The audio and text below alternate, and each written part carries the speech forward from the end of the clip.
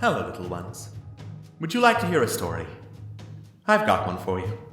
Of dungeons and douchebags.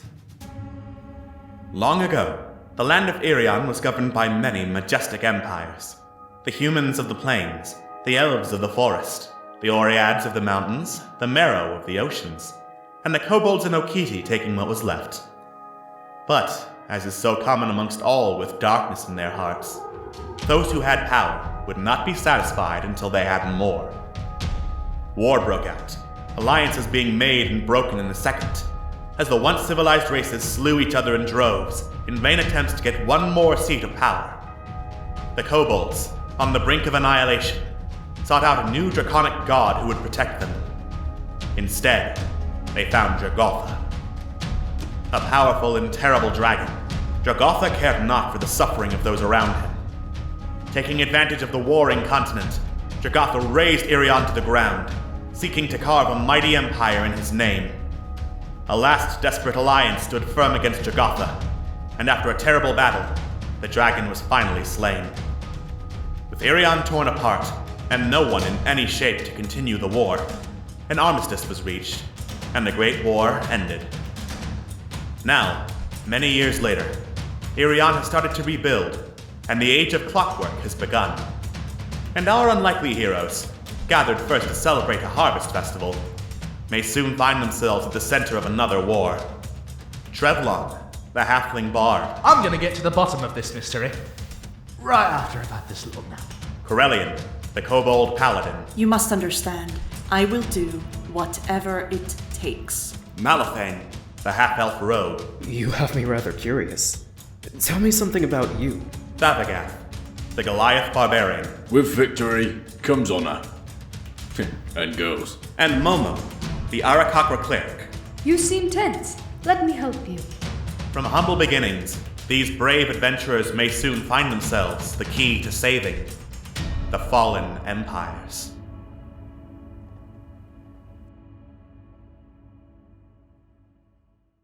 Last time on Dungeons and Douchebags, Fallen Empires.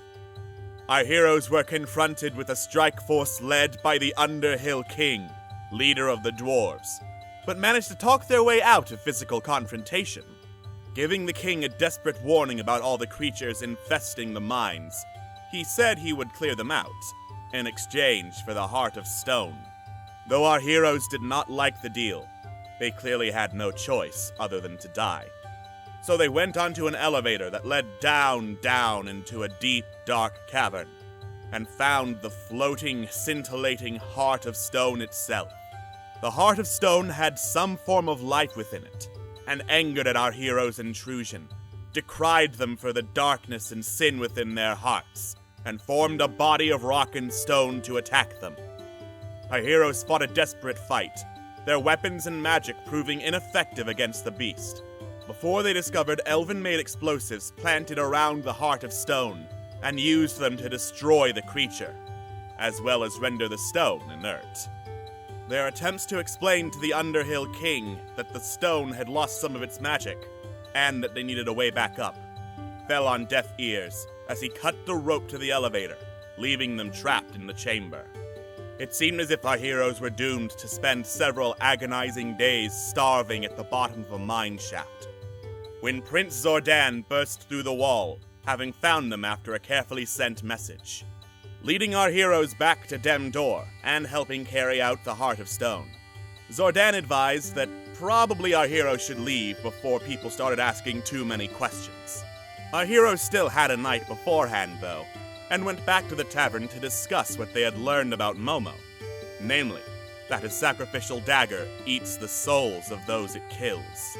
Momo tried to weasel his way out of the discussion, but eventually was forced to answer, as Thavagat took the dagger and stormed out of the tavern, and Ez angrily cursed out his companions, saying he was tired of them and their shenanigans.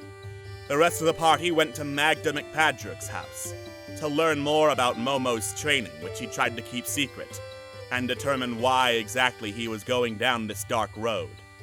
As the enchanting Fey Lady appeared before Ez one more time, what will be the fallout of Momo's choices?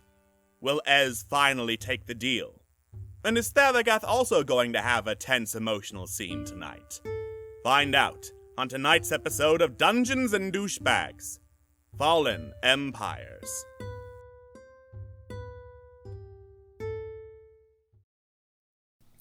Hello and welcome to Dungeons and Douchebags, Fallen Empires, the show where everything goes wrong and the points don't matter. I am your dungeon master, Alex, and I am joined by Jojo, who is drugged. Yes. I'm joined by Scott, who's about to go through some drama. No, I will not accept Braluigi as my lord and savior. Kindly leave. We've got Phil, who is dying. Hi, dying. I'm dad. And we've got Walrus, who is a walrus. Hey, you want to hear... Hey, I've got a magic trick for you. Want me to hear me go to hell really quick? That's my neck. Goodbye. There he goes. No! Walrus, you're my spirit animal! It's me. Oh no, Jojo. Yeah. Atwis is currently dueling the legendary Disco Yeti, so Corellian, for the entirety of this episode, is just drop dead drunk and not caring about anything around him. You know what? It makes perfect sense, all things considered. All things considered. Yeah. So, I mean, fair. when last we left off, Ez was at the tavern, being very grumpy and cursing out his companions for leaving him to go talk to and comfort Momo, who he's pretty sure didn't deserve comfort since Momo used a dagger that ate people's souls. Yum yum. Yum yum, delicious. The night went on, the night grew darker, and then the distinct scent of autumn leaves filled the air, and suddenly, the mysterious Fey Lady that Ez had seen a couple times before was sitting across the table from him. She sits there with a smirk and says, "Hello there. Are you willing to talk now?" What do you want? "Oh, I don't want anything. I'm just here to lend a listening ear. You seem like you need it, especially since everyone else has left you." How many days is it that I've actually gone without actually talking to someone a full 5-10 minutes? I wouldn't give for some actual fucking company. Well, lucky you, I'm here to provide. I'm listening. Well, my offer still stands, but I'm getting a little bit ahead of myself. It seems as if your friends, let's call them for now, have a pattern of wanting to abandon you or curse you out, leave you behind, circumvent you. It's almost as if they don't like you. They certainly have a favorance for the boy, don't they? They do indeed. It must be very inconvenient, knowing that whenever you finally wake up, they're just waiting for the next opportunity to put you to sleep again.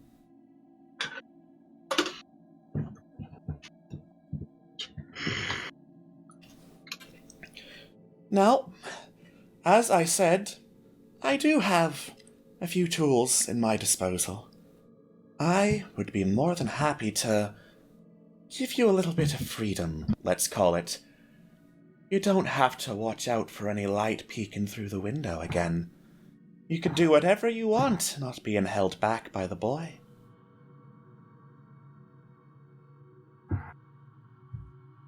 I'll do it. Excellent, excellent. What an eager little beaver you are. You make me so... Shut up and make it happen. Well, if you say so. She holds out a hand, and several autumn leaves gather around her palm, twisting and twirling, and then they fall to the ground, and there's a little hand axe in her hand. Now, this is probably going to hurt a little. What are you What is that? You don't expect me to just snap my fingers and make you two people, do you? It takes I'll be honest. Actually, yes.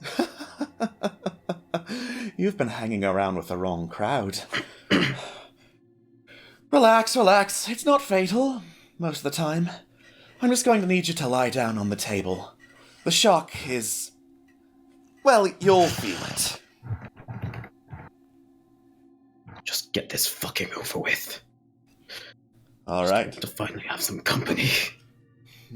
Ez, You get up from your seat and lean down so that you are lying on the table, face first. And the Fae walks behind you. No one seemed to notice any of this, by the way. She leans down and is like, I'll be doing it on the count of 3. 1, 2, and then she just slams the hand axe into your spine, and you feel the shock of overwhelming pain as the world wipes out. You take 2 levels of exhaustion. Oof.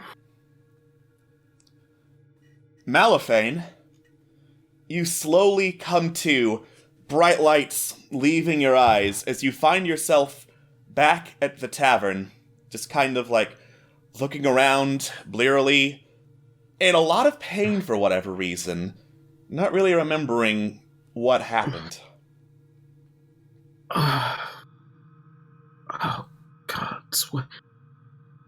Where am I? What happened? Oh, I just had to settle a matter through a split decision. You look up. Esgol is standing in front of you. Oh! Wait, who's this girl? Oh, my heart! Oh, my Esgol. spine! Oh, my everything! Oh shit, full name. Fuck, that was a perfect. Skull, but Hello, How? boy. Oh, a little help from someone you might know. I look over. You look over. Is anyone there? You look over, out of the corner of your eye, you catch the Fey Maiden. She, waves at you a couple fingers at a time in that little wave pattern, and then vanishes from sight. Wait a minute, what? What's going on? I don't understand. Well, what's not to understand, boy? I made a deal with her, and now we've been split. We're separate bodies. I have to say, I actually Eskel, like what the have you- sensation. What have you done? They are known for just being tricksters just as much as they are bargainers. Think of the consequences of your actions! You know, for some reason I thought you were going to take this very differently. Are you mad? Well, clearly you are. Look, the point is that we're free. We're free from the rest of those idiots. Now, I have someone I can actually relate to. Because that someone is me. Is that why you made the deal? Those idiots were my allies. My friends, Eskel. Oh, good for you and your ragtag bunch of pals. And what about me? Do you know how often I actually get to see the outside world? At best, a good 7 hours in the day, and even then, that's not guaranteed. Oh my gods, you are such a child. What the hell does Quintessa even see in you? We are dating the same woman! Irrelevant! Besides, just how close are you with your so-called friends? How close? What do you mean? How close? What do you mean? Don't play dumb, boy. I may not share the same memories with you, but I know fully well that unless there was some sort of a falling out with your group, I wouldn't have woken up at the entrance of the forges that day. Oh, and while you're off gallivanting around, having a little frolicking time with your pals, may I remind you that your mother, Azalea Lythos, is practically on her deathbed. And your father may not be too far behind unless he's there already. I know that, but gods, I just need more time. I need more time to think, to prepare. To prepare for what? Do you want them to perish? No, Then gods, take no! action! For the love of Illustre, interrogate, shed some blood if you have to. You know damn well that I refuse to do that under a personal code. Yeah? Yeah. Well, you know what? Screw your code. Last I checked, one of your friends told you that sometimes a few bodies were necessary in order to get to the true evil. Is going on? What? Okay. Why are you suddenly so keen on taking a life? You've had control of my body too, just as much. You could have easily killed someone while I didn't have the reins. You know that, right? You're not wrong. You, silly little child, you have no idea how many times I've wanted to break that Hippocratic oath of yours. Then why the hell didn't you when you had the opportunity? Because, after all this, after all we've been through, for whatever reason, boy, I still respect you. Because I want to help avenge your parents just as much as you do. Believe it or not, boy, I am just as much a part of you as you yourself are. You... But you... What is that to say? You think you've taken the road of a pacifist. Well, that's what you call it anyway. But I know the truth, boy. I can see the look in your eyes. It's because you're a coward. You don't choose to resist out of principle, but because you're afraid you'll suffer the same fate as Mommy Dearest. Escal, you know that is not true. You know damn well that I... Tell me, boy! How quick are you to cast aside the livelihood, the very lives of those you deem a lesser being than you? How much value does life really have for you, if you value the hindrance and annoyance of your comrades for fleeting amusement more? Wait a minute. That's what the elementals said back in the mines. How did you... Well, if I'm the one saying it to you, maybe there's a little bit of truth in that. Surely you don't think I'm just bullshitting you, boy. What are you going to do? He gets up from the table. For once in my life, boy, whatever the hell I want. And he heads out of the tavern. You can't do that! Get back here! And Mal stumbles over the chair. You stumble over the chair, and then the noise of the tavern floods back into your ears. You're helped up by an Oread, who asks, "You alright, son? You have too much to drink?" Yeah, I'll be fine. I don't know what happened, but I think I need a rest. That would probably be a good idea. I think you already have a room for the night, so I'll just leave you to it. Yeah. Thank you. Of course.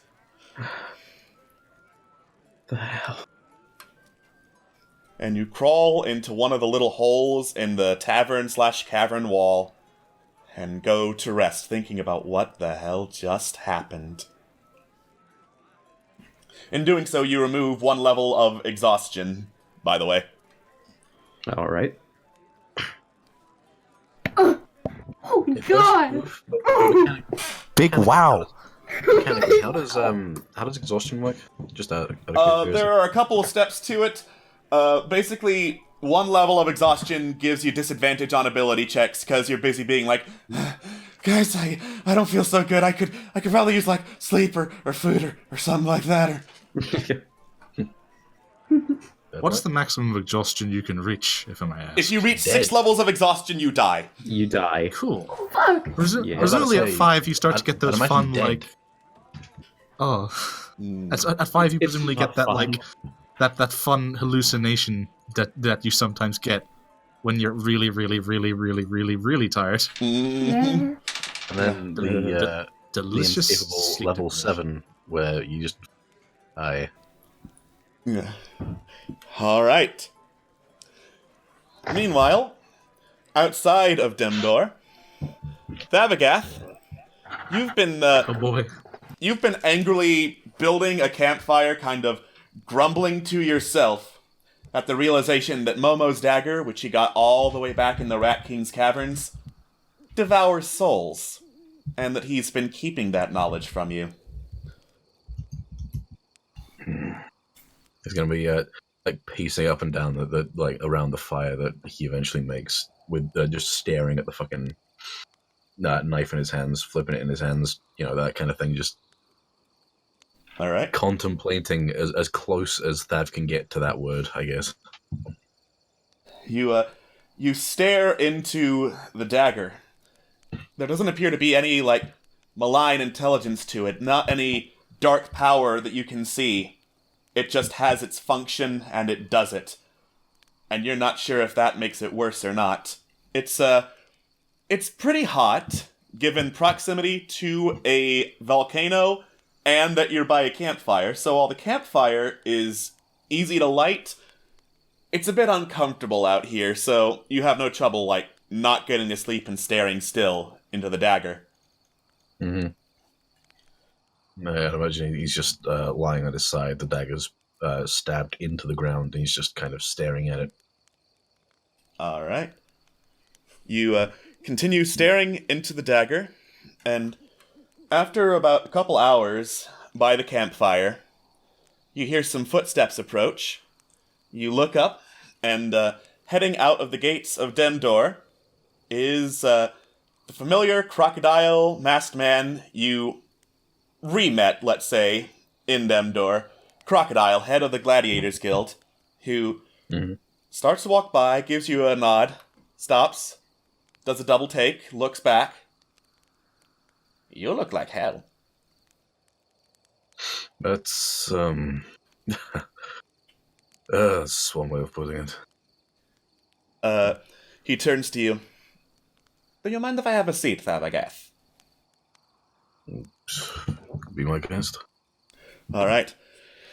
Crocodile sits down, looks at you. You get the feeling he's like looking over your many, many bruises and injuries from being hammered over and over again by a giant earth elemental.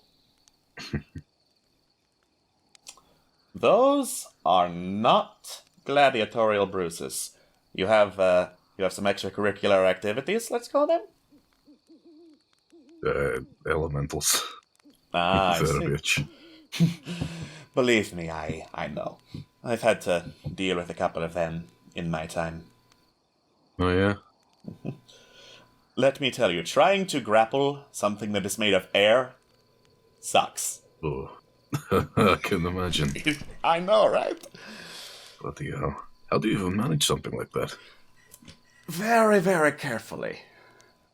Nice. Also, a little bit of special ointment helps. Makes the hands magic in more ways than one, if you know what I mean. I think I get you the lift. Yes. He then notices your attention going back to the dagger. If I might ask, what is that you're holding? Just a problem. I see. You wouldn't happen to know how to disenchant something, would you? Disenchantment. That is quite a difficult thing, my friend. Usually it is much easier to use magic to destroy than to create, but once something has been created, well, it's hell just undoing it without breaking the thing entirely.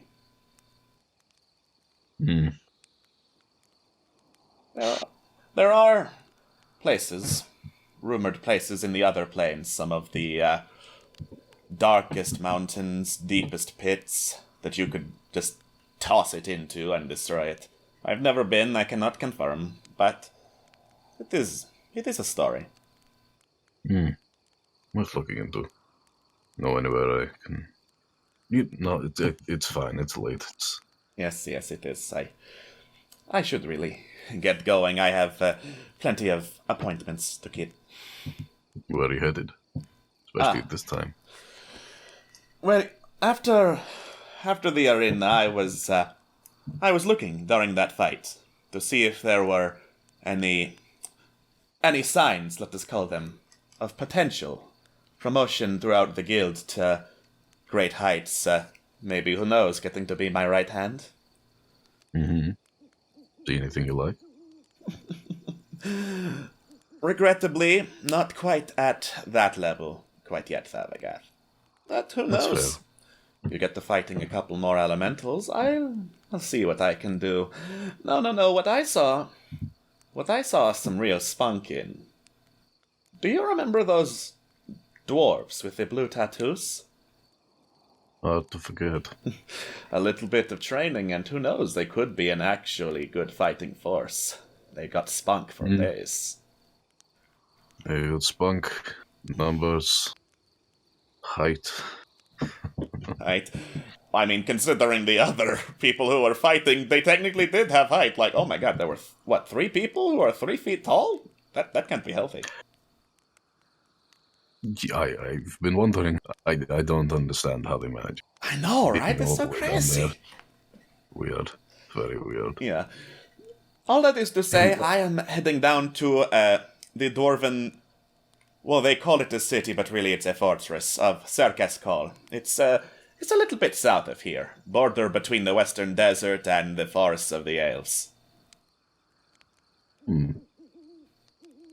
Just like, does Thavagath know where that is, or would Do you have the world map with you? let me just check real quick. I know one of us has the map. Just I've got an explorer's pack. That doesn't have a map in it, does it? No, it wouldn't have... It's specifically the world map. Yeah. Then no, I don't. No, you don't.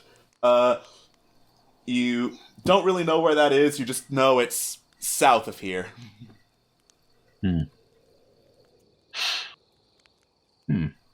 Might check it out. You might. I would perhaps wait until things die down. I hear their patron calls himself the Underhill King is in a bit of a foul mood these days. Now, I myself, I am a master of charm and persuasion. I am pretty sure I could get through to him. You, on the other hand, have other admirable qualities. Diplomacy is not one of them. No, it is not.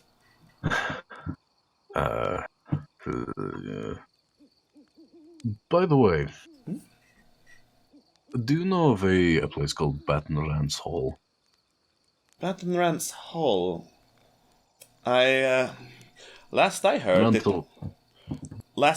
it was abandoned, covered with ivy, not very well kept.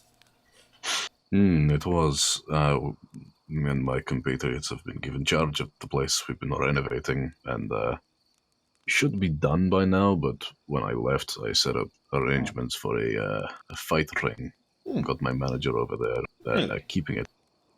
I just it's an addition to the guild at the very least. At the very least, yes. I'll have some of my men come over to check on it, see what improvements need to be done before it is up to my standard of quality. Thank you. I would very much appreciate that. Of course. Anything to maintain the guild. Aye. Well, Anyway, I won't be keeping you. of course, like I said, you look like hell and probably could use a good night's sleep. Yes, of many things. Many things. One last thing before I go, he says as he stands up. I see a lot of potential in you, Thavagath. I really don't want you to waste it. Thank you. He nods and walks off, leaving you alone at the campfire. He smiles for a minute, looking into the fire, before picking up the dagger again and retreating to bed. All right. You go to sleep at the campfire. Meanwhile, at Magda McPadrick's estate, as I show a picture of the sickly boy. Oh, that smelly boy. Yay, Uprising's art. Uprising's Yay. art. That My smelly boy. ghoul husband. I still think it looks like a ridiculous looking smile. It does, but it's a bandana. No, I know, but Yeah. still. I need to clarify that for new viewers who are live and didn't see all the other episodes where we explained, no, that's a bandana. Yeah, he's a bandana boy. He's just got a really Bandana runny nose. All right. Yeah. Yeah. Momo has been explaining that the sacrificial dagger eats souls, and that he came here for lessons in learning the art of necromancy, and that his prompting factor in trying to learn it was hearing in his dreams a chant about the dark barbarian Otar the Foul.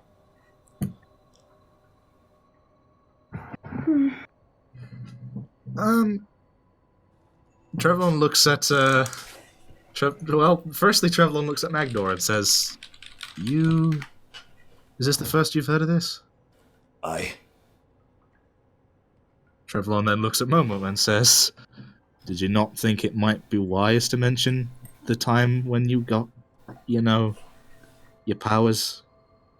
I didn't think it meant anything. I thought it was just nonsense, but then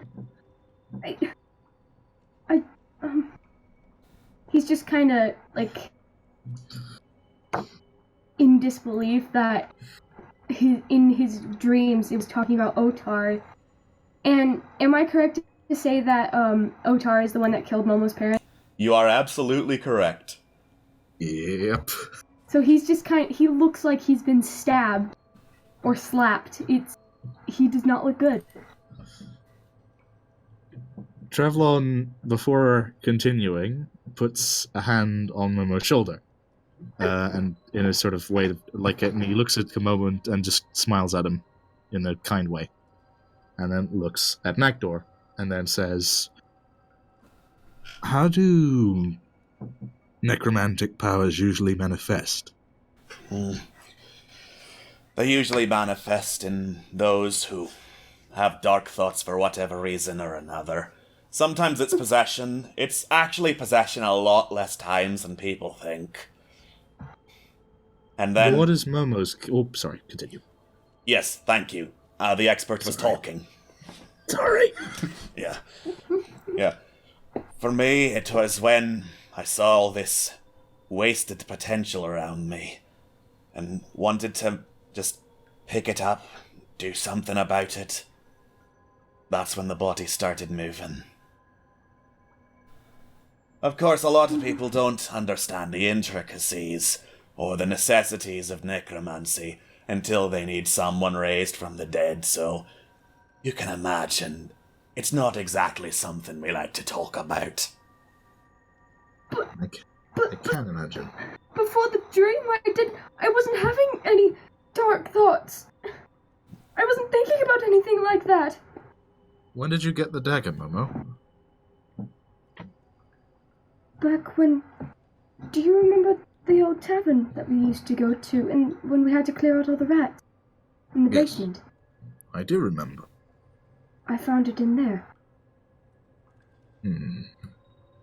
Did it weigh on your mind at all past that point? Or is it only recently that it's really been holding you in the way it has been? Not really. When I first found it, I thought it was just a oddly shaped dagger, because I'd never really seen anything like that other than books that I've scanned over. But it didn't really... I didn't really think about it until I used it for defense against a rabid badger. Right. And ever since then, I terrified of it. But I was also kind of intrigued. I don't know. It's alright if you don't know. I wouldn't expect many people in your position would. Right. Trev looks at Magdor again and says, you've been teaching him how to control it, right? Aye.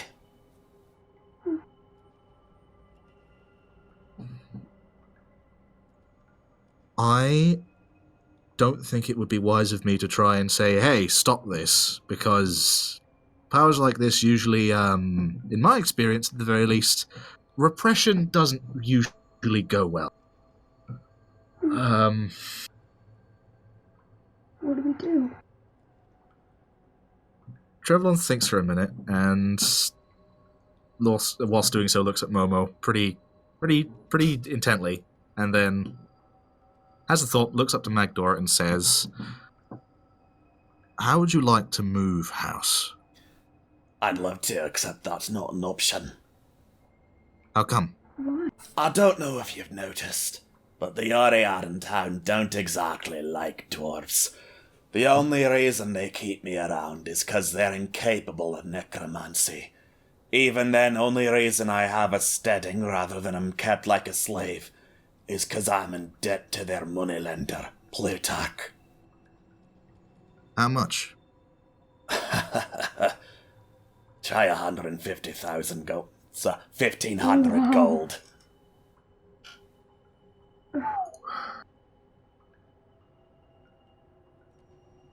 Well, That's probably not going to be easily sorted. Not especially. well, should I tell him about the match? Little brother, do you think he's going to care about anything other than what greases his palm?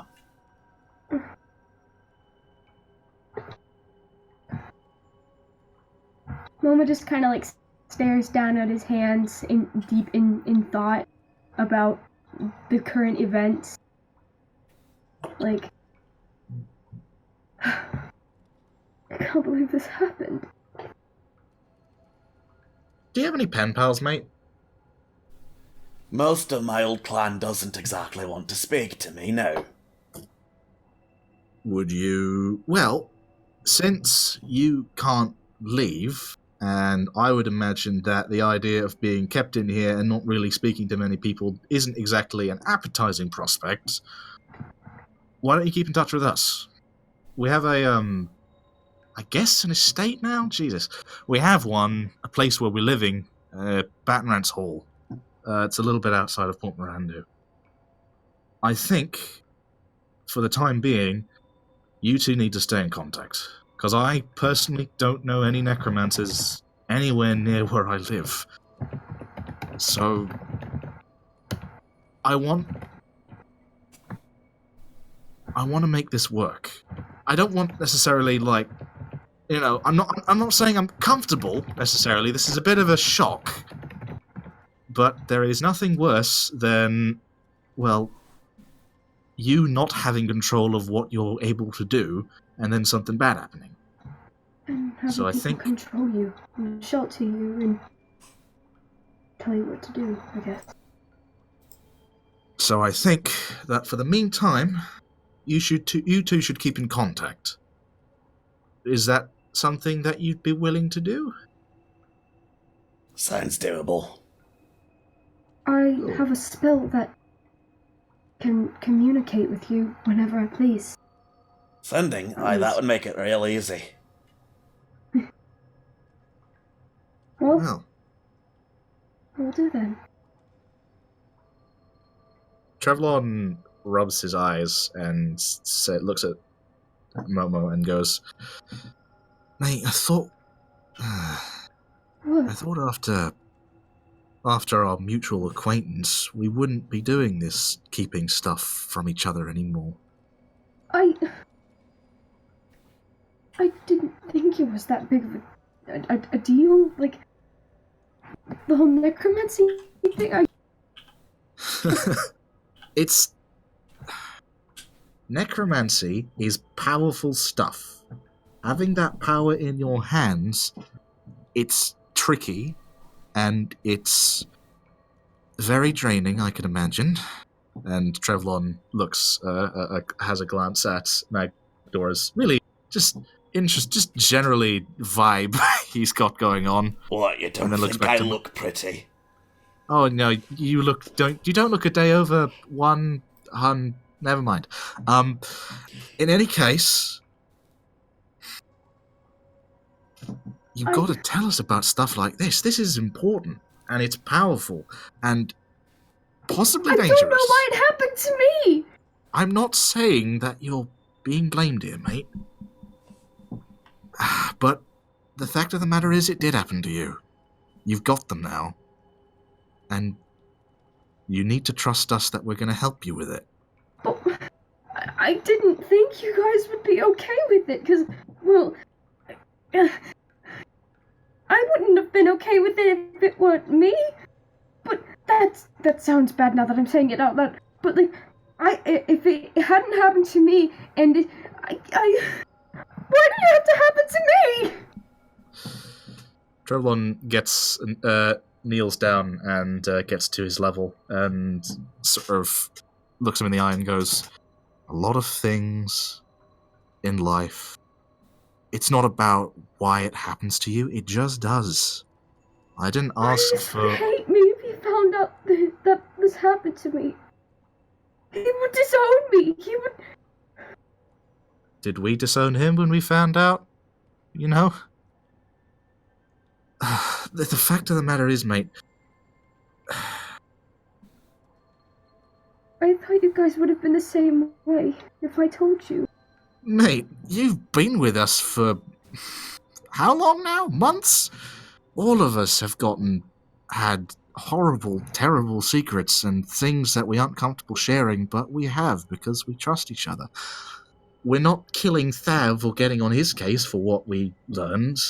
Neither are we, getting on anybody's case for any history that they may have had. Any bad feelings that may come from the stuff that we've done usually comes from just not telling. Keeping it secret, keeping it hidden away. But I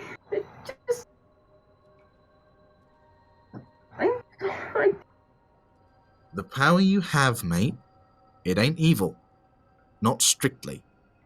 It's how you use it. And I know you, and I don't think you're an evil person. So...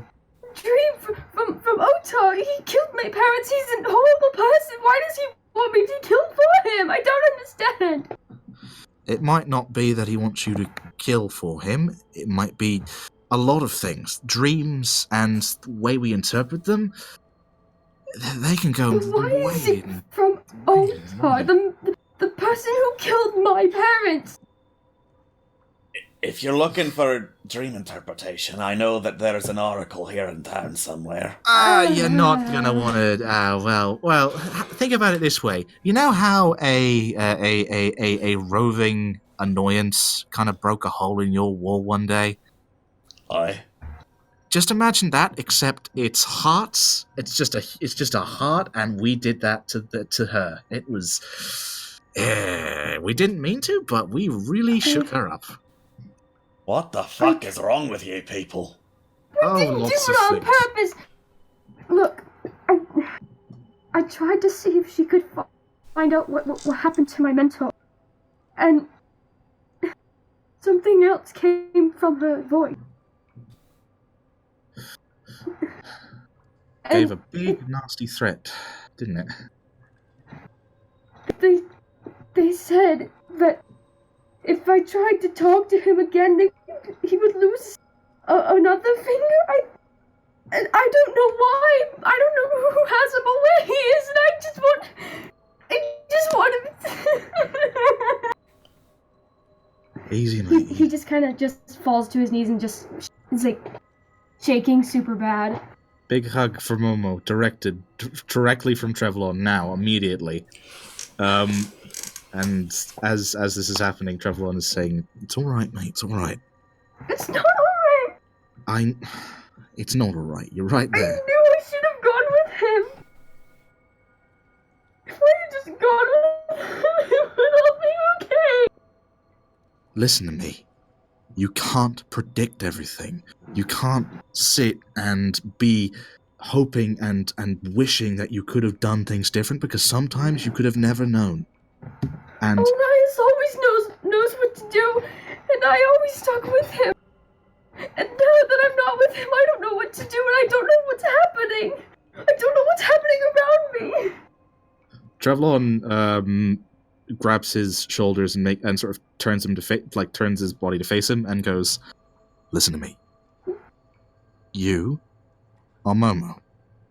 You are trying your best to find him. You have just been given a lot of power, and you're going to try and control that. There are things in your life that are frightening and you can't control, but you do have things you can. Stop trying to think and catch those things that just won't stop moving. Stick and think about what you do have, and what you do have is a determination to find your master, a lot of friends who are going to help you do so, and just one of the best hearts I've seen in a person. Please. No buts. You are a good person. You are going to be What okay. about the dagger? What about what I did to that? No. I can't believe I did that. I can't believe I did any of this. It's going to What take... have I done? You've... Trevlon again, pulls him in for a hug and tries to calm him down. Oh, God.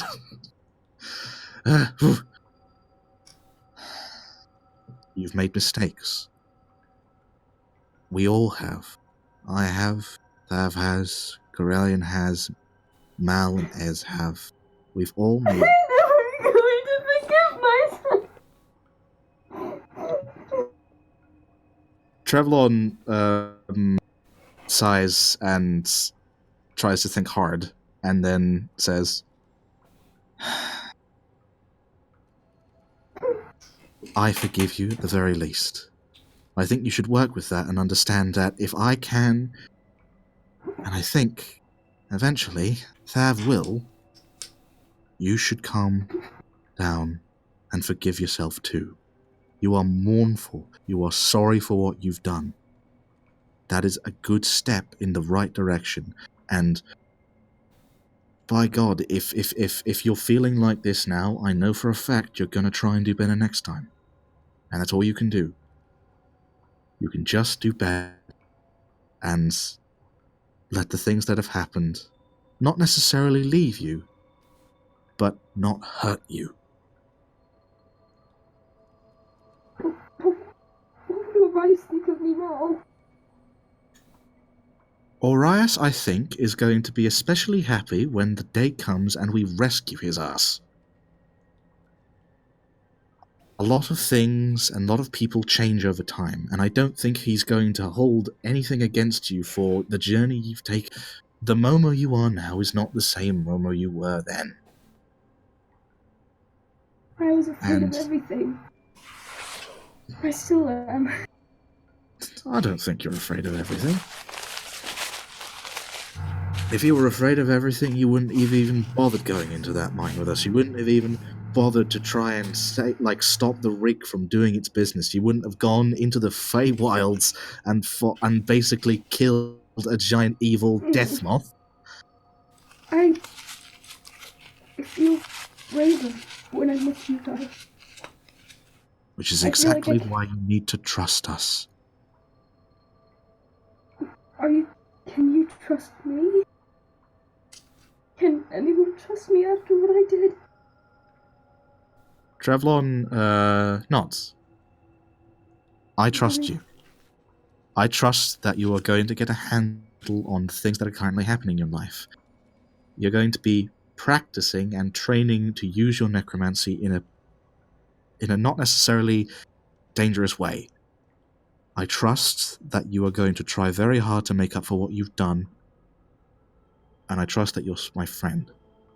I trust you.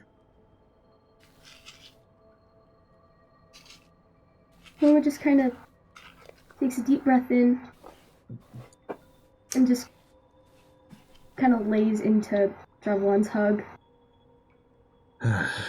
That's it. That's it.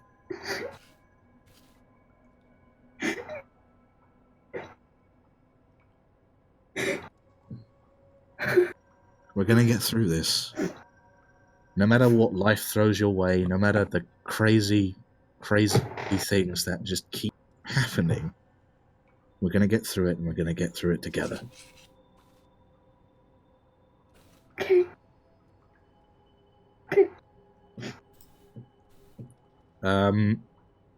Trev stands and looks at Magdar and says, "So, look forward to your regular chats with your new pen pal.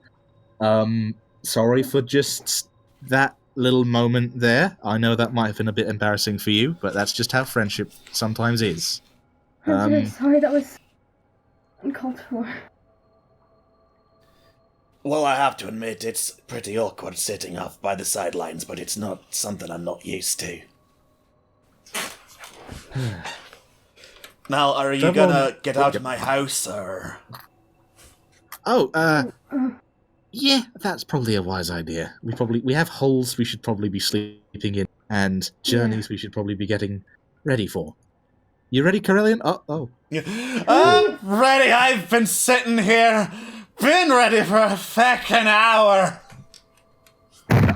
Oh shit. I am flawed. Very flawed. Oh my! Let me tell you, I muted myself so I didn't ruin the mood of that, but that was fucking beautiful. Perfect. Right. Okay.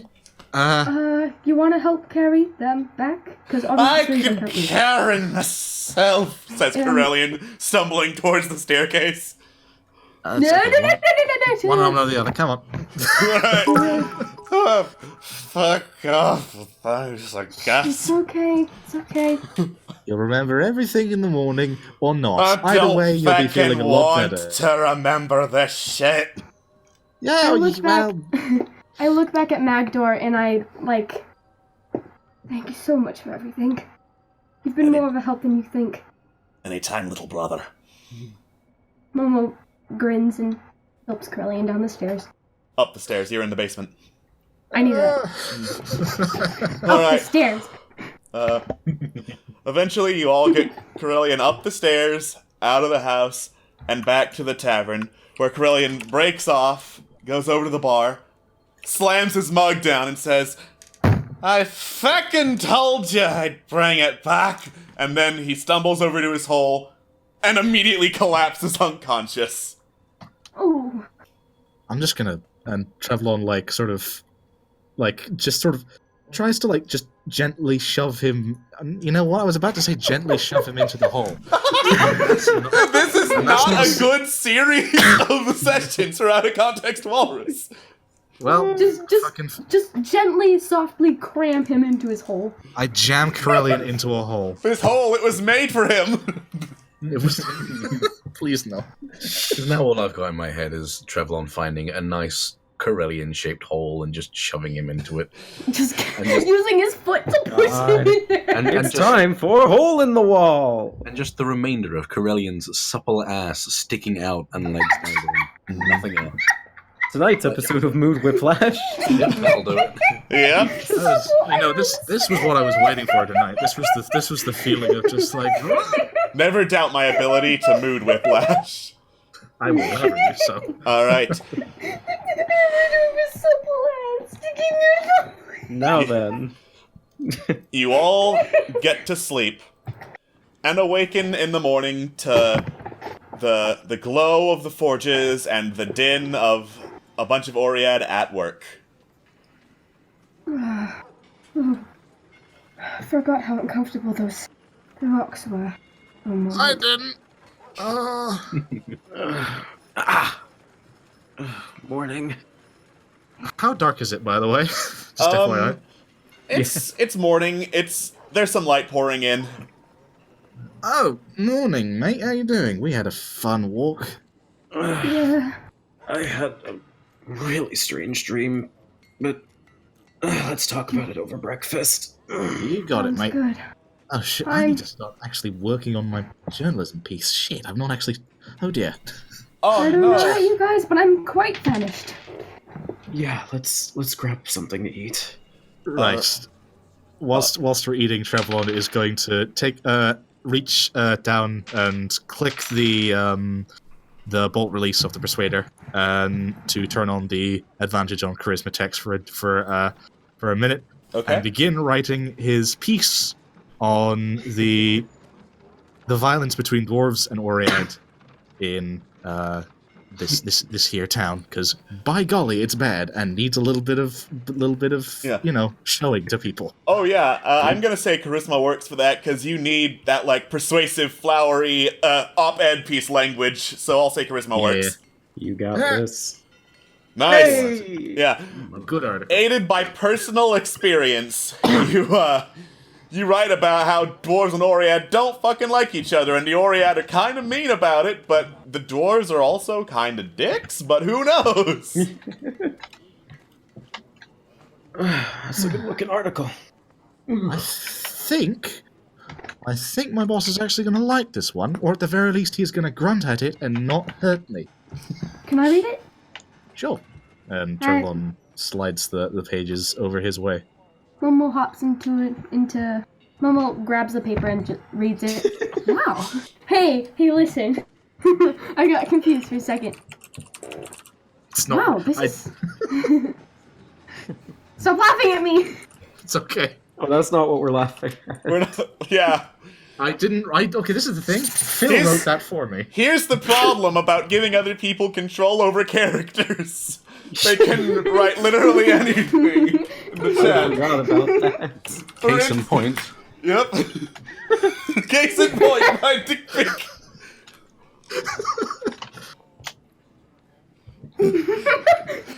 Speaking of mood whiplash, hey, if you want to see the cut off lower right corner, audience, this is what my players do.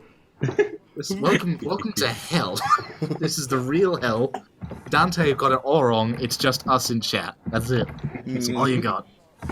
So, you Momo read reads the article. It's a pretty Yeah. good article. Wow. I gotta say, besides your City of Shimmering Lights article, this is probably your best one yet. One day I will make something as good as that. And that will be a good day. And you know what? Maybe one day Goldmut will actually say you did a good job, as opposed to, yes, this is a good art. This is okay. Thank you. Now get the fuck out of my office. But you know what? It's fine.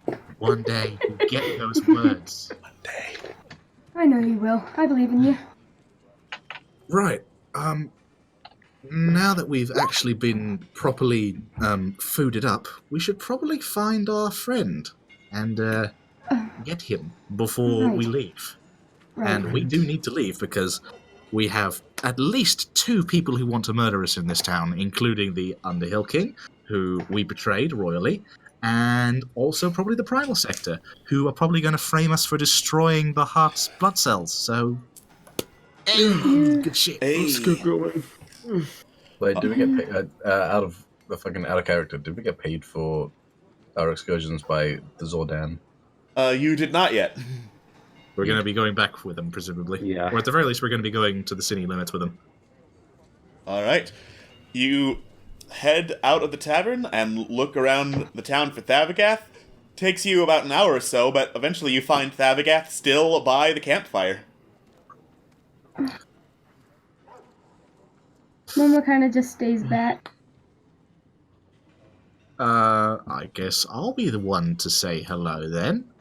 And Trev sort of makes this like a little coughing noise, like Hey there, big guy. we are on the move. You're ready to come with, mate? Mm-hmm. Cool. This is good. Cool. The Chaos Emeralds. The Chaos Emeralds. Fuck. All right. Party is united. Do you want to head out now, or are you going to look for / wait for Zordan? Let's wait for Zordan. Yeah. A little bit. Okay.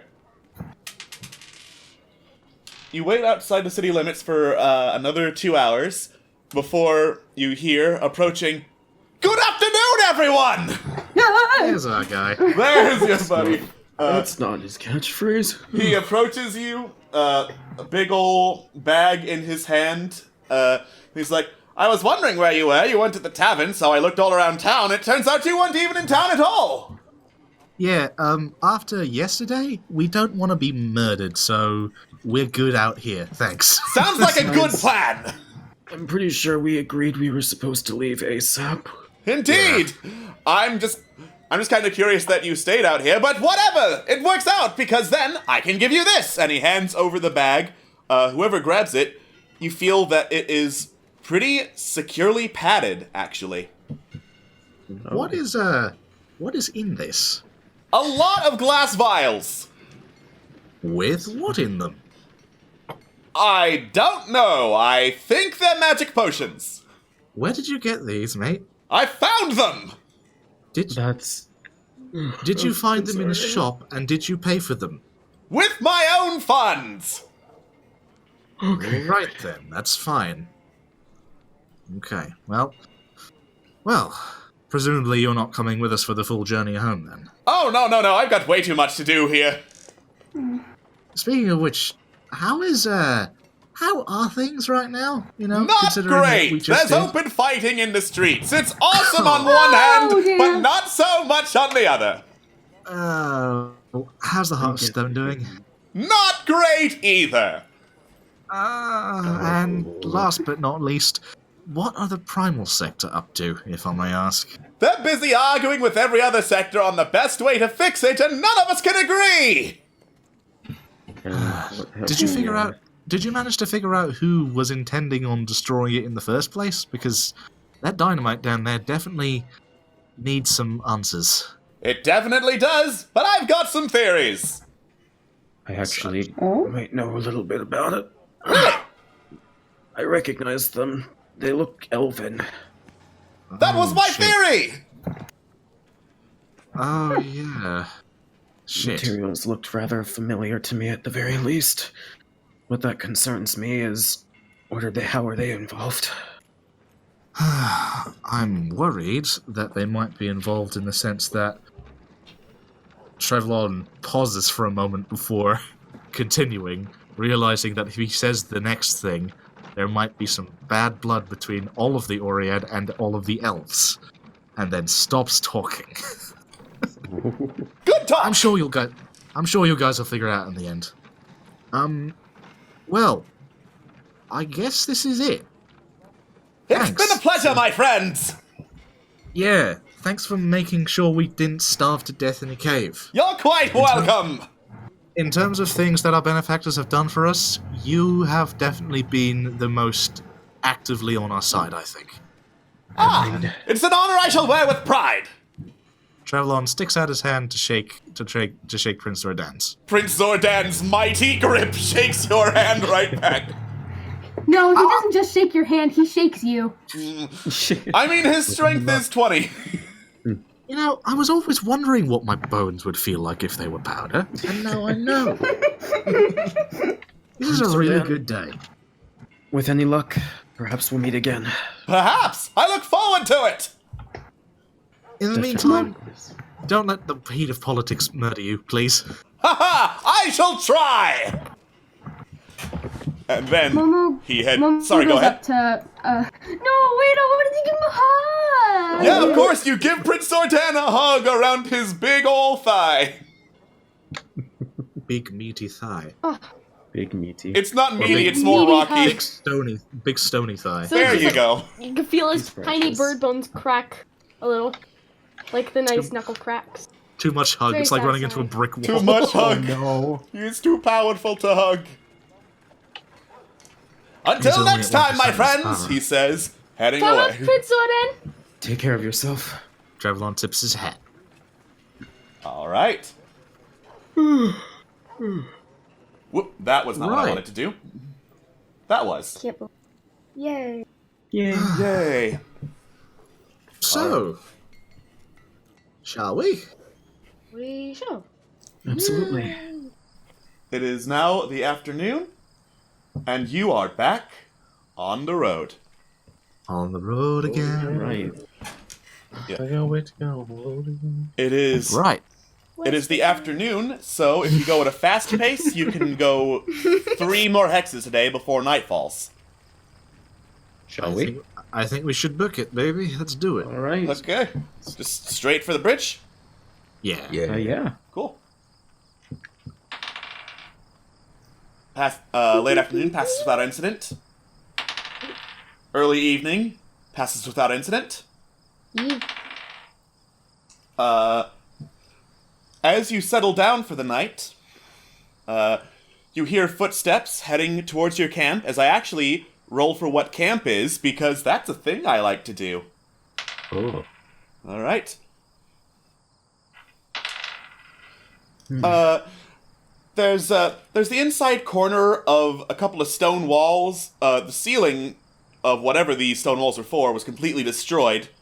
But the this inside corner of them has brush stacked up as kind of a little lean-to that you use to set up camp in. And then, as you settle down into camp, you hear some footsteps. Look around for the source. A kobold in a little brown cape with kind of purple feathery protrusions at the back of their head, carrying case full of scrolls in it, walks on by, notices you setting up camp, waves. Evening. Notices your camp. Ooh, what's this? Ooh, what's this? Notices the camp. Ooh. Okay, hey, that wasn't... never mind. I'm not even going to broach that with a response, Jojo. How fucking dare you. You know you love it. It's fun. I love it. My bones hate it, though. Every time you hear it, they shake within me, and it's not cool. Ow, ooh, your bones. My bones. Anyways. Yeah. Well, hi. Hello there. Looks like this is a decent place to make camp, albeit you're already here. Mind if I join in for the night? Please, help yourself. As long as you don't intend on murdering us, I think that will be fine. Why would I be intending on murdering you? Do you have people trying to murder you regularly? The kobold says as she approaches. Well, it's not necessarily that we have people trying to murder us regularly, it's just that we get into situations where people try to murder us regularly. It's not like we attract danger, we just go to it regularly. Does that make sense? It actually really, really does. You have a lot of scrolls? What are those? Ah, yes. I happen to be a traveling writer specializing in magic. These are just a couple of the scrolls I carry around me for basic selling purposes. In here somewhere are some of the books I've written. You write books? Oh. Indeed I do. I'm intrigued. Would you mind if I took a gander? Oh, yeah, I'm curious as well. Help yourself. She starts pulling out a couple of scrolls, a couple of leather-bound books that are, like, hand-bound, you can tell, like, not made at a printing press or anything. And they have pretty simple titles, like, Work in Progress, My Story, by Eris. And Eris I love her. looks like this. Holy shit. This was won by Anathema in the Internet Remix Holiday Giveaway. Get your NPC in Fallen Empires. Good. Thank you, Anathema. Good. It's very good. It makes me happy. It makes me want to go yay. I want to hold her hand. Dagath perks up at the mention of books. He says, do you have anything small? She looks up. Momo. You don't strike me as much of a reading type. And looks back down, going through her stash of books. Oof. I'm just gonna sit here and pretend I'm not offended, but really... But I kind of... Before I forget, mate, how did the last book go? Was it decent? Was it terrible? What's the verdict? It was nice. It was nice. What book was that again? I can't even remember. Wasn't it that book you read me when I was having Yes, I did. Yeah, it was. It was. Yeah. I am glad you enjoyed it. One of my personal favourites from when I was a lad. I can see why. Just not want to read that much again. Well, hopefully this next one won't be as huge. Momo finds a book and kind of gives it to Thav. Maybe this one's for your style? I'm not a lending library. I get... Never mind. How much will it be per book, if I may ask?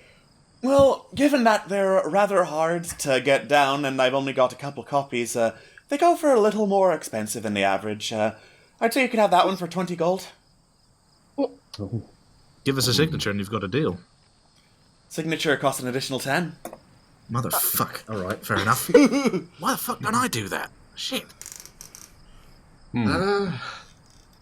Okay, second thought. I'm good. Are you sure, mate? Yeah. That has like a sneaky look on his face saying, yeah, I think found an alternative. You're gonna elaborate, mate?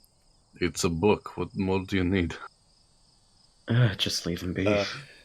Eris rolls their eyes and takes the book back. You know, I think I might know someone who might like one of those. I'll take a copy. Signed or not signed? Signed sounds fine, thank you. Excellent. She takes out an ink quill and a pen, opens the inside cover, signs their name on it, and hands the book over, still holding it. That'll be 30 gold. I take it out of my pouch and hand it over to her. Much Much obliged. Jinx, you owe me a Coke. What's a Coke? You'll probably read about it in there. Yeah, it's a small rabbit creature that you can put on a spike and then just devour. I mean, in fairness, in this world, it's just like spent coal, like charcoal. Yeah, that's probably right. I'm surprised I haven't heard of this, but that's fascinating. And you can eat it for hallucinogenic quality. No, you Why can't. would you know that? No, firstly, don't eat. Kids don't eat charcoal. Hey kids! Cool. That's how black lung happens. That's not a good thing. Don't do that. You think I get artistic abilities? I eat charcoal! Just delicious. Get that goth energy in me, please. Big goth energy. Make In it all black on the seriousness, inside. please don't eat charcoal. Also, it Don't wouldn't give you kill. black lung. You don't inhale it. I'm sure you'd inhale a little bit while trying to eat it, my friend. No. That's not how anatomy works. Anyways. Anywho. If I may ask, it's not often I see an actual traveling writer around the place. Usually people manage to stay in their own community for a little while. Why are you on the road? Well, it just gets boring staying in one place for a while. I mean, if I'm going to study magic, do you think the Academy is going to teach me anything other than how to read a book? I can read just fine, thank you very much. Wait, when you say academy, do you mean... I mean the exactly one in the kind of Port Mirandu? academy you're thinking of. Like the one in Port Mirandu? Exactly. Oh, do you know Annabelle, perchance? No? Damn, fair enough. Do you... And Trevlon has a sort of like hope in his face. Do you know a lady known as Vervira? No. Damn, fair enough. Well, That's worth a okay. shot. In any case, I'm a writer myself by trade. I wouldn't mind perusing, if you don't mind, of course. Of course, mostly what I have is a couple memoirs. Made a couple of spell scrolls for those of you who care to use that sort of stuff. Doesn't really interest me. Spells. Remind me what those do again, Alex. They're basically one-time use spells. I might find use in a spell scroll. What do you got on you? Let's see here. She unfurls a couple of the scrolls that they took out. Let's see, we got something for making light, we got Mage Hand, and we got Featherfall and Disguise Self. Ooh. Sky Self? Disguise Self. Self. Disguise Self. Right. You're traveling with another think- kobold, you'd think you'd be able to understand my accent. Well, I thought I would, but it still vexes me. Fuck off, says Corellian. Sorry, It's okay. It's fine. Featherfall would come in use. It would. Why are you so tired? I don't know. Something's just come over me, I think. I think we have to have a chat about that dream you had. Featherfall. Yeah, I would pay for that. Right, What is Featherfall? well, if you're You- falling, you read that, and you don't go splat against the ground. It's really useful. I don't need that. Yeah, well, thank you, but us land walking individuals kind of do. Eris, Momo kind of like playfully sticks out his tongue a Eris little. looks over you, looks very interested for a second, and then goes back to their usual expression. Well, you might think that now, but if something were to hit you and knock you down while you were in the air, you probably wouldn't survive when you hit splat when you were unconscious. There'd be a whole lot of bird chunks everywhere. That is some fun imagery. How much for that scroll?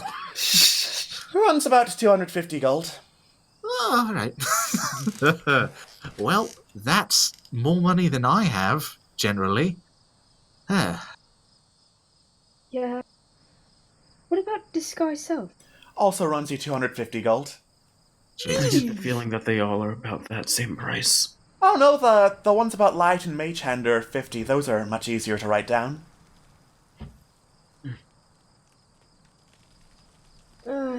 Well, boys. Screw it, pass me a memoir. Alright. Signed or unsigned? You know what? Unsigned. I'm not going to buy into this trend that Thav seems to be keeping. No, not even Thav. Mal seems to be keeping into. Eris rolls their eyes. It makes for a good gift. Pulls out another one of the memoirs. Now, mind you, this is the last copy I'm selling. I'm gonna need one to make more. I understand that. I'm not going to we're all fine with me just buying the last one. Yeah. Of course. Fine. Fantastic. And Trevlon hands over 20 gold. Alright. You hand over 20 gold. Eris hands over their memoir. Cracking. Alright. Eris then starts putting the scrolls and books away. Well, since obviously there's no more interest here, I think I'm going to turn in for the night. Good night, Eris.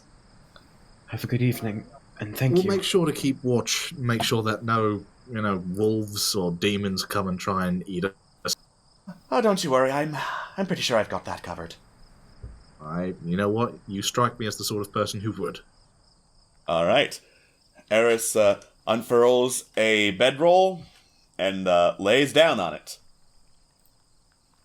So, now, the dream you had. Care to elaborate? Yeah. I feel like I remember that Fae that we met a while back. Yes. The one who took my feather, correct? That's the one. I had this dream that she separated myself and Ness, and gosh, I don't know why, but it just feels very familiar. Trevlon. Alex, what time is it right now? Is it dark at all? It's dark. You're lit by a campfire. Trevlon casts prestidigitation to put out the fire. The fire goes out. Wait, what did you do that? Hey. Oh. So You're still here. So it really Where happened. is this? Yeah, where is he? That is a... You say you met the Fey woman. Oh no. Why don't like that? Oh no, what happened? I don't think that was a dream, guys. What was the dream? What happened? Escal and I had a long chat. He didn't exactly like how things were going. That's the simplest way I can put it. Now he's gone God's nowhere. Wait. Hold, let me see if I got this. Did you and S split? Nods his head. Oh, where could he be? I don't know. I'm not gonna lie, I'm a little afraid. Why? Yeah, he didn't necessarily... He struck me as like no offense, an asshole. But he's not dangerous, right? I don't think so. At least, I don't want to believe so.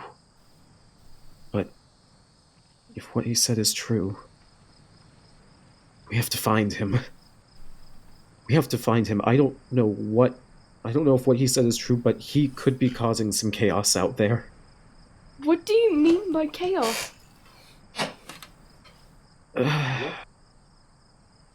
You know how when you give a little kid sugar, they go and they go a little crazy?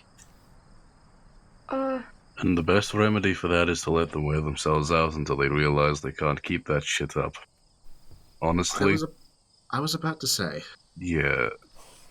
Look, this is still really fucky, and I'm very confused as to how.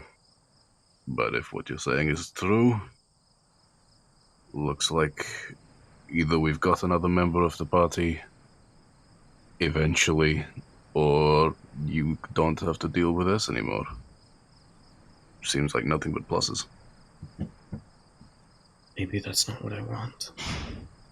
Trevlon casts Prestidigitation again to snap the campfire back. Right. That was a little bit, perturbing. Well, that's a lot of information just dropped. Huh. No. I think I trust Ez. I think I trust him. He's an asshole, and he's annoying, and give him a quill and some ink, and he will draw something horrible on your face, don't get me wrong, but I don't think he's going to do anything insane, or at the least anything overly hurtful. That's what I want to believe, too. I hope you guys are right. I think... For now, how about you have a nice kip for now, mate? You seem to have been yawning, like, in the last 10 minutes, at least once every 10 seconds, which is not a small amount of yawning, to be honest. Don't call You me know like something? That doesn't sound like a bad idea. You can kip. One of us will probably take watch, and yeah. I'll take first watch. I've been unable to sleep recently. Thank you, guys. I appreciate it. And Well, if there's anything that I may have said or done that has upset you, I sincerely apologize. Trevlon There. smiles and puts a hand on Mal and says, "Water under the bridge, mate. We're fine." Yeah. Thank you. Momo nudges Malafane with their elbow and just kind of smiles, as in a, it'll be okay, kind of. It's okay. We all going through some fucking shit. It's fine. Don't worry about it. Yeah, that reminds me. Where were you all last night, if you don't mind me asking? It's okay if you don't want to share right now. We can talk about it later. I'll tell you in private. I don't know what No, you guys I think... side city limits brooding. I think we should tell them, mate. You know what we said? Yeah. You should trust us. All of us. Of course. We were at Magdor. And I confessed about me. I had a dream, and after the dream, I gained the power of necromancy. Is this what the dagger was about? Not entirely. Tharagoth tenses up the moment you mention it.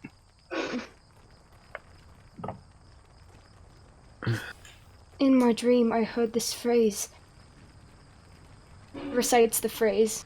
I have it written down, but I'm not attempting that again. The Otar the Foul chant. Yeah. Recite phrase. I recite the Otar phase. Out of character, yes, I recognize I'll have to roll with disadvantage, but do I know what any of that means? I would say, since Magder gave a translation last episode, if Momo's kind enough to provide it, you don't need to roll to know what any of that means. Yeah, I was about to say. Well, he recites the Otar, little chant, And I heard that in my dream, and, well, give me a moment, I'm finding the translation, because I know Take your where it time. is. Take your time. It's in my notes somewhere, I have it.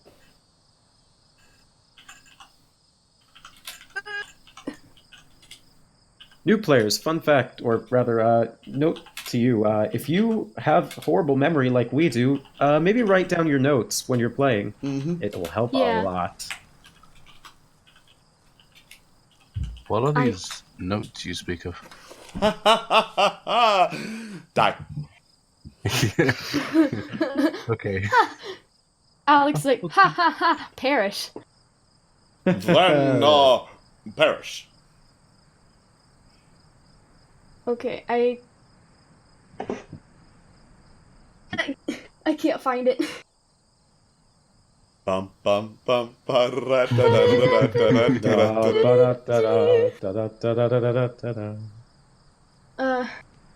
Rough translation.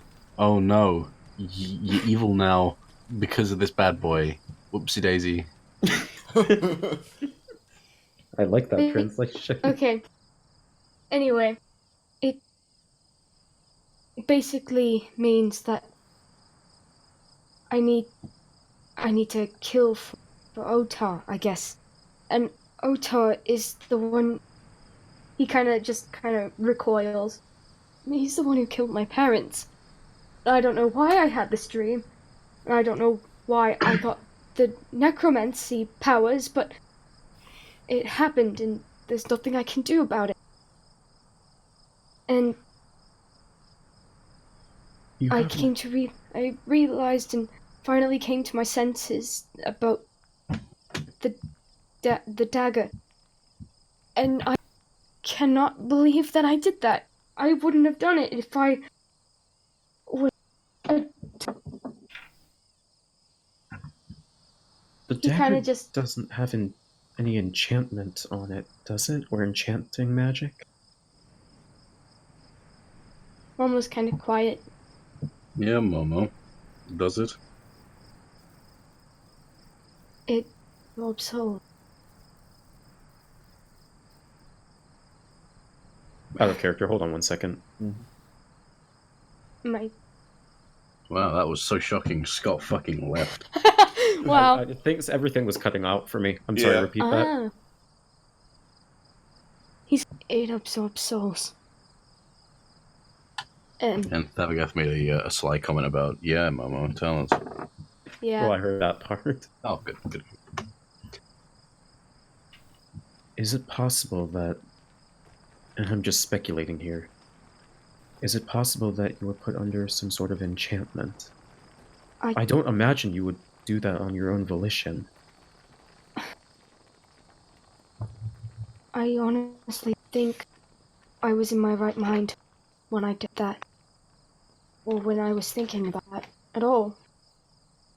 But if Voltar was the one who killed your parents, why would you kill in the name of that same person?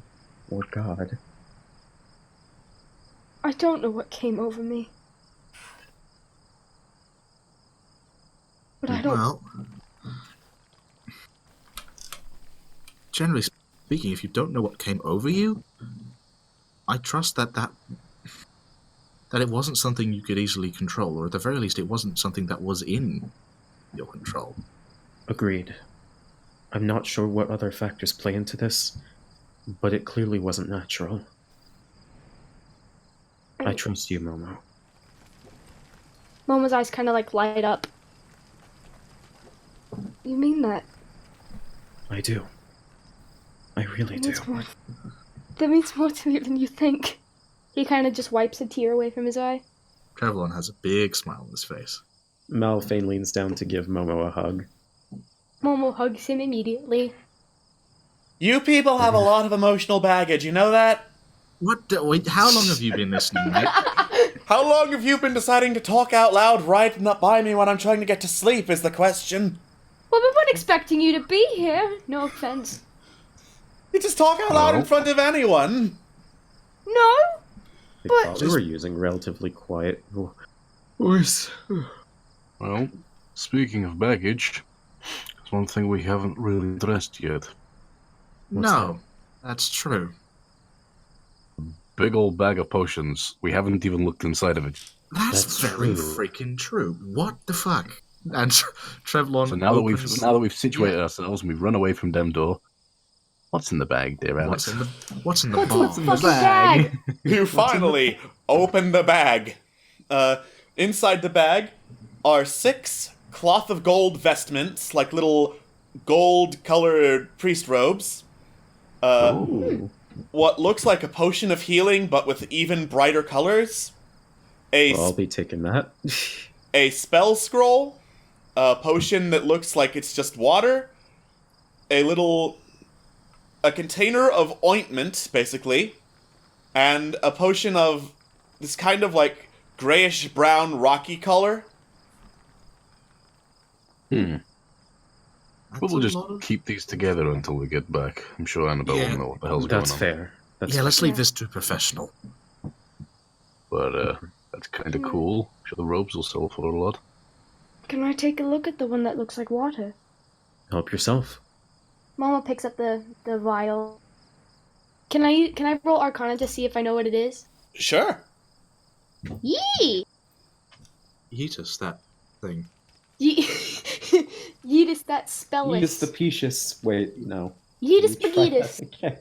Yeetus Spagitus. That's my thing. Yeetus Spagitus.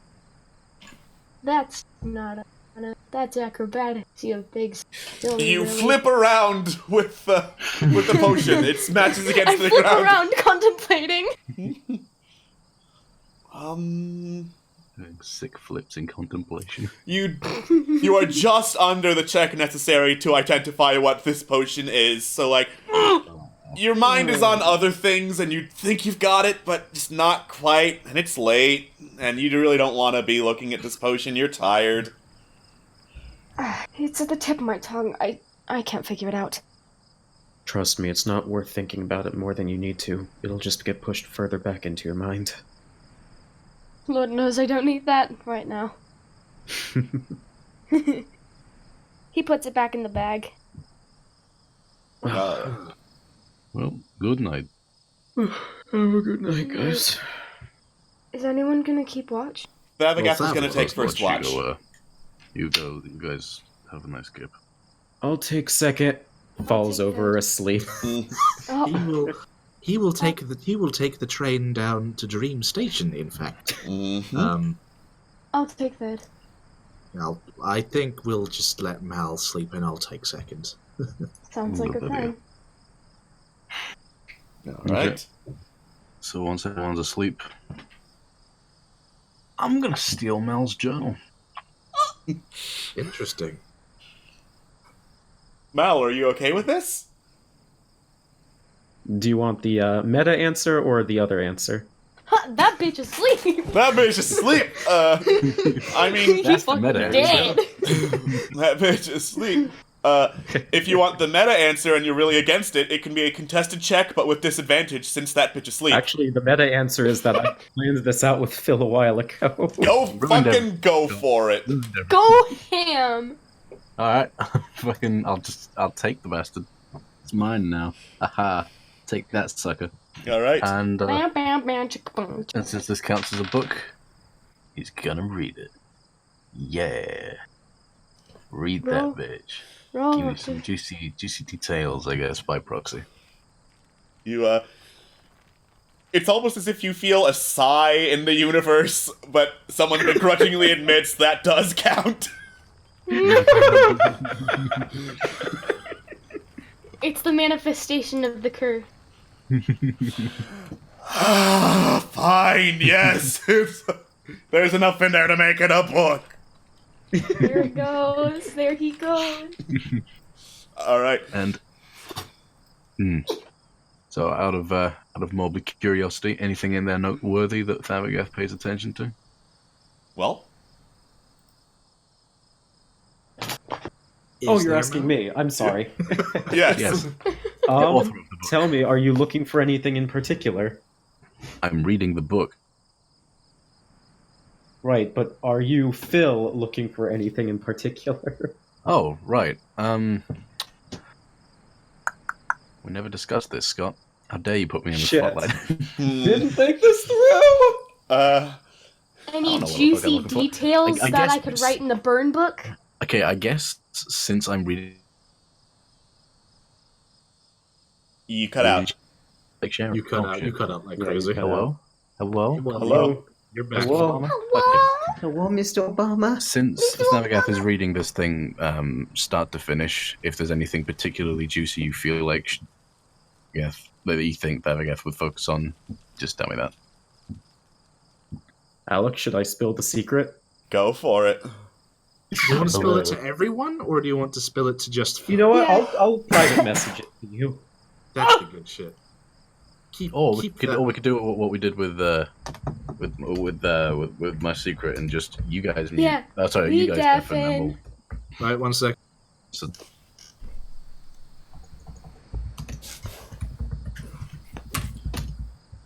Alright, they deafened. They deafened. You can say it out loud for the audience. Oh, okay.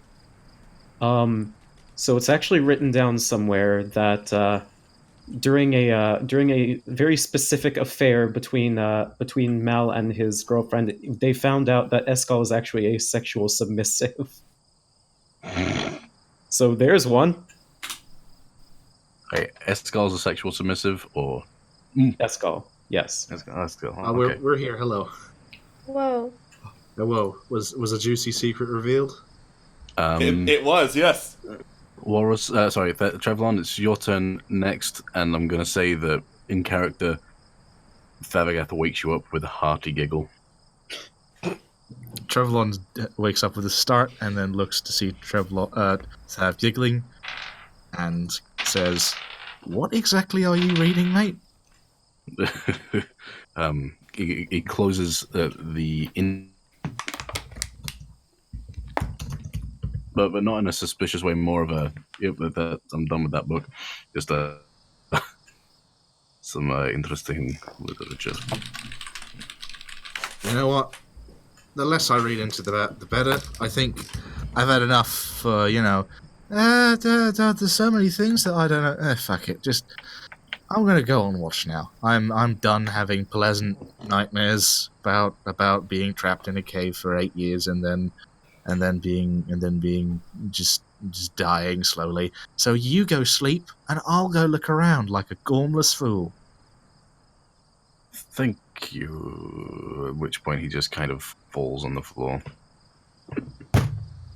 Marvelous. All right. Trevlon is gonna go on watch. You go on watch. Make a perception check. 1 moment. And here we go. That's Wow, Thavagath. Gav. Oh, I forgot that I was doing that. Sorry about that. good job. I'm going to take it anyway and say that, Trevlon, you are very, very sure that there is nothing dangerous approaching the campsite. Marvelous. Cool. I guess I let the time pass and wait to wake up Momo. All right. You wake up Momo, and it is Momo's turn on watch. Okay.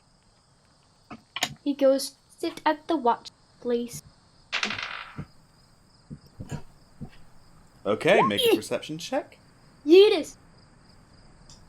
You do see something as I roll for what that something is. Okay. Ooh.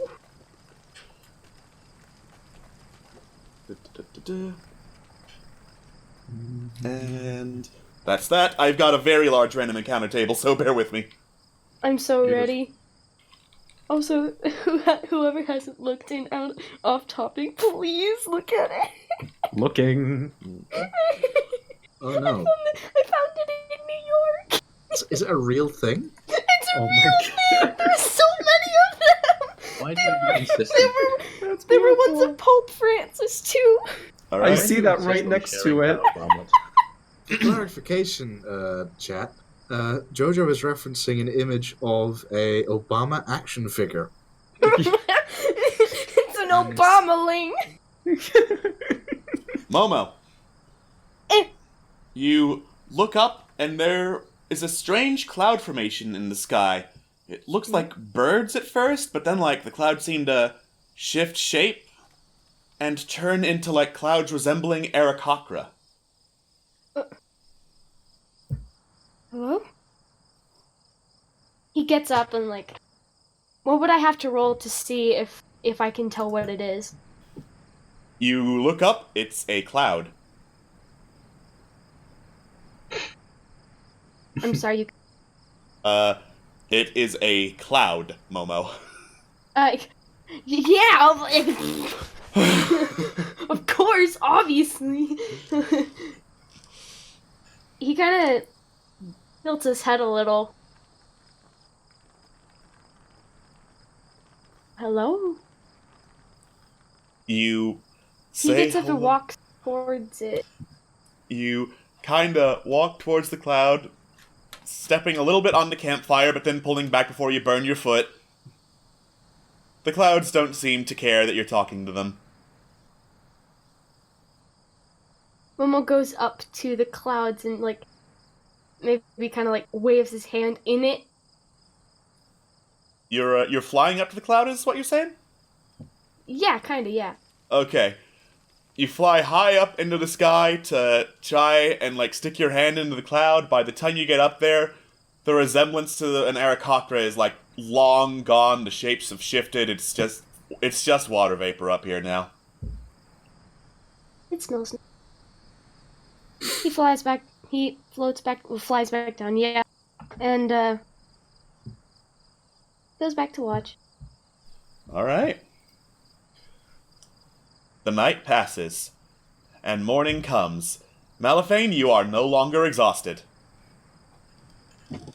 Morning. Malifane is about to flinch and then remembers, oh, right, no more Prince Zordan. Yeah, you've only got the fun waking call of Oh shit. The sun.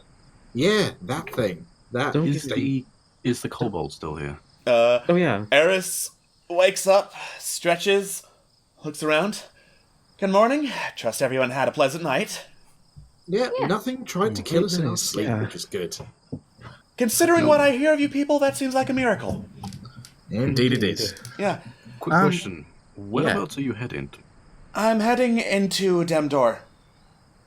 Oh, Right. Okay. I'd advise being a bit careful. Let's just say we just came from there. Yeah, a bunch of idiots have really upset those guys.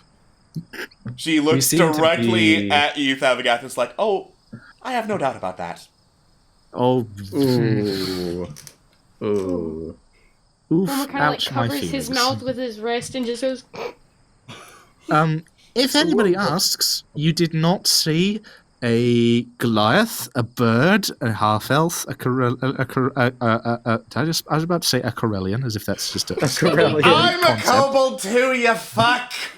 I know that. I'm sorry. Kobold, Corellian, they are similar sounding words. And a halfling. Racist! Racist. I'm not. Okay. That is not racism. That is. Narcissist. That is. I refuse to accept that as racism. That is just me being a stupid boob. Okay. Difference. A stupid Most boob! of Yeah. racism is people being stupid boobs. That's true, actually. So Why is being a boob an insult? It's not. I don't know why a boob became an insult in the Yeah, I love boobs. boob just means Boobs are idiot. great. Yep. Why? But why? I don't know why. They could be meaning the bird booby. That is true. That is true. But Why boobies is are calling a awesome. bird insulting? That's just mean. Yeah, But it's boobies are so fucking. cool. Scott, you had a question? I mean, not relevant, but just a quick world building question. What's the Irion equivalent of Houdini? I was just gonna say that we're just a bunch of karma Houdinis. Karma Houdinis. In terms of that, nothing comes to mind off the top of my head. I will get back Well, to you. shit. Doesn't seem like the kind of thing I would have thought about in my world building. Congratulations, you stumped me.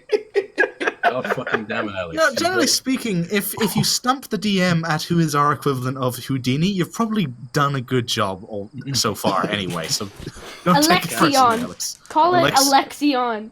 I can't believe Alexion. you planned Four! this, Alex. Sure, I'm so why not? disappointed. Alexion! You're a bunch of karma Alexions! Carmelexi. Oh, Alex- Jesus Christ. Jesus Alex- Christ, what the fuck is Get going on? some inspiration for managing to stump the DM, Scott! Yay! Yay! Alexion wasn't actually a magician. He was just a really powerful barbarian that just broke every single restriction he was put in. Because his muscles were just I so shall fucking now huge. use powers of magic to get out of straitjacket! That like was Boruto. magic! Do it! Wait, do magic shows even exist in these kind of areas? I mean, magic is a common thing. I'd imagine it's not as... Well, no, it's I not think that there's- it's, I it's think not that there's it's not a difference thing. It's just that between- it's yeah. I think there's just a big difference between common magic and showtime magic. Listen, Whoa, if my experience in the illusion. Brony Yeah, I community get has it. taught me anything, there's a difference between magicians and frauds. Mm. Right. Fucker. I recognized that reference. Anyway, Eris goes on their merry way, and the rest of you have the map to go through. Yay! It is spooky, let's end here. Hey. To the bridge. All right, normal All right. pace or fast pace? Fast pace. Fast pace. Fast Yeah. pace! Okay. Early morning passes without incident. Hmm. Late morning, something happens. Ooh. And that's all you get to know.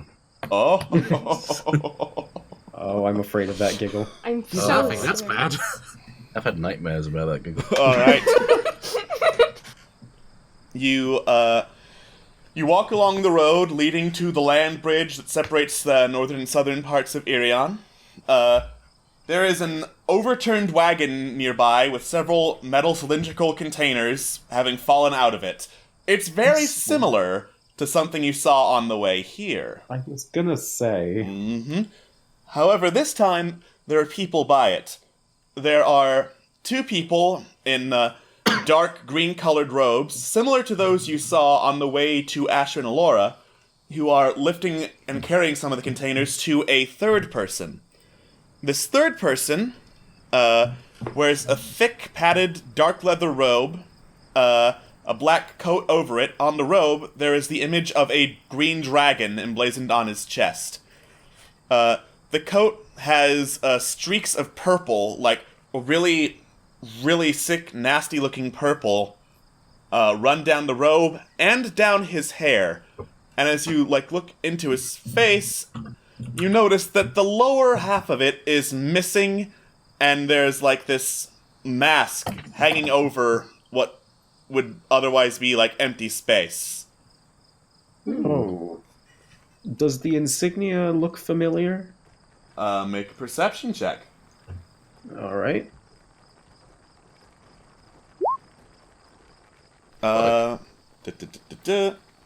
25 perception? 26 perception. 26. All right. You look very closely at the emblem. You recognize it from some of the reading you've been doing on the side. This looks to be an emblem associated with the Plague Lords. Oh. Oh no. And as you get a closer look, the guy who's not in the green cloak looks up, turns to see you, notices that you're wearing the vest that you took from the Plague Lord at Asher and Alora.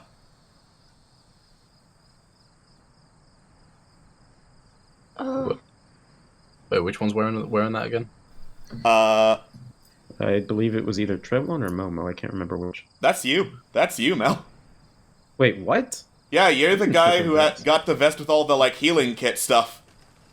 Oh, the healing, right, yes. yeah. Right, okay. Yeah, big. You Hello. big silk. Can I help you? He is quiet for a minute. Oh, Okay, so, I see you, I see what, this is a little awkward. Right, so, should I introduce us, or? should we keep going? They Maybe seem we a should little- just slowly walk. Have you any business with us, or can we just go? He continues looking at Mel, then slowly nods.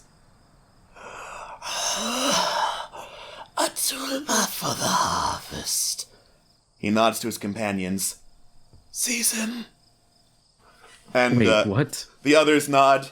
They pull out, like, wicked serrated-looking saws and approach you. I'm going to actually have combat be simplified for right now, because this isn't going to be a big, epic battle. Oh, baby. Oh. Alright. I am, however, going to change the music to this guy's theme. Oh. This guy has a theme. Mm-hmm. This is badass. What is this from again? Advance Wars. Oh, you Nice. son of a bitch. I love Wait, you. Advanced Horse? Advanced Wars. Advanced It's a Wars. very good game. How do you spell that? Advanced Wars. It's like... Oh, I misheard. What did you think we said? Alright. Events Wars. I see. Yeah. So are we rolling initiative, or... No, it is This just a case of take an action and I will, like, resolve it as if it's a story scene rather than a full combat. Oh, in that case, I guess moving up to this guy right here, I Yeah. guess slash him right in the face twice with this beautiful. Oh, damn it! But yeah, there we go. Both of those hit. Oh, the hitchin. Oh, he's also flown into a rage. I should mention that, but Okay. I forget. I think we can rage. There we go. Boom. Alaboom. Boom, ala boom. Nice. Alright, you cut into the approaching hooded figure, tearing the robe to shreds, and also cutting into the flesh, which starts leaking some green fluid that, as it hits Spider's edge, sizzles and burns. Oh. Ah. Poopy. He turns to you, Thabagath, dislocates his jaw, and spews acid into your face. Oh. Oh. Okay. Right. Since I could see him do the thing, is there anything I can do to dodge that, or is that just Make a dexterity save. Dexterity save. You got this. Fucking boom. Wait, hold on.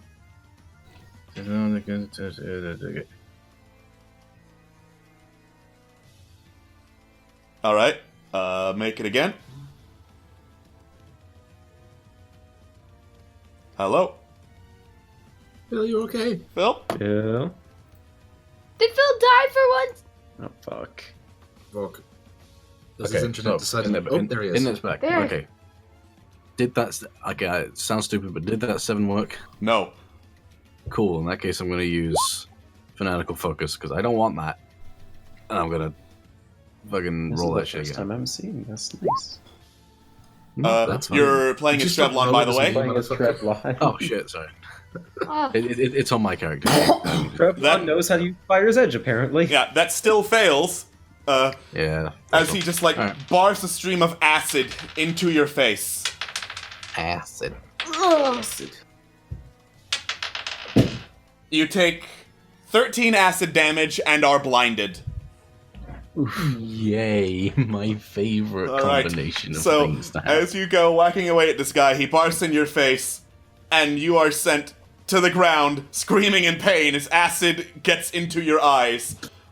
Corellian goes over to try and wipe that shit out, as the other hooded figure approaches Mal. Alright. As this is happening, I'd like to cast a spell on the... Is this person currently escaping, or is he just standing there? He is currently standing there. He's just standing there menacingly. Motherfucker. I'd like to cast Detect Thoughts. Detect thoughts? Okay. Detect so- all of the thoughts. So, this thing allows me to learn, initially, the surface thoughts of the creature, and they have to make a wisdom saving throw, or else I learn even more. If you probe deeper. ooh. Yes, I would like to probe deeper, by You the want way. to go deeper, Leo? Okay. Yeah, I would. Well, firstly, what are the base thoughts? His base thoughts are mostly about basically getting Malifane and ripping open his brain.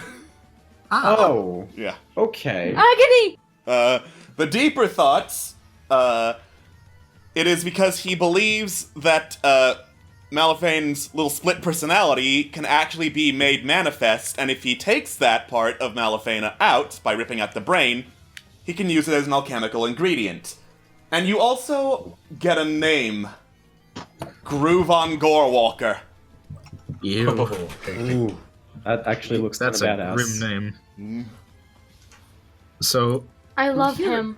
hearing all of this, Revlon yells out to Mal and says, "Keep your brain in your skull, please. He wants it. For what? He wants your friend inside there. Or at least he wants what was inside there." Should I tell him, or? I mean, Alright, as maybe you he'll yell stop. this out, Groovon turns to you, Trevlon, and then holds out a hand. Be silent. Uh-oh. I'm going to Trevlon, need you to make an intelligence saving throw. Oh. Big scared. Alright, what do I have to roll to beat this, if I may ask?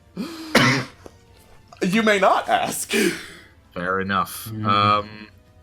Well, before... shit. It'd probably be too late to cast Bardic Inspiration, wouldn't it? A little bit. Right, okay. Intelligence saving throw, yeah? Yep. Eesh. Not That's good. not enough. I figured that would. Alright. So, he holds out a hand, and, this stream of spiraling black gas bursts out of his hand and through your nostrils into your skull, and it hits your brain directly. Ooh. What? You take 9 psychic damage, and your intelligence and charisma scores become 1. What? You might want to write down what they were originally. Right. Okay. Seeing this, I'm going to go forward and lunge toward it with my with Crescent Blade. So let's do that.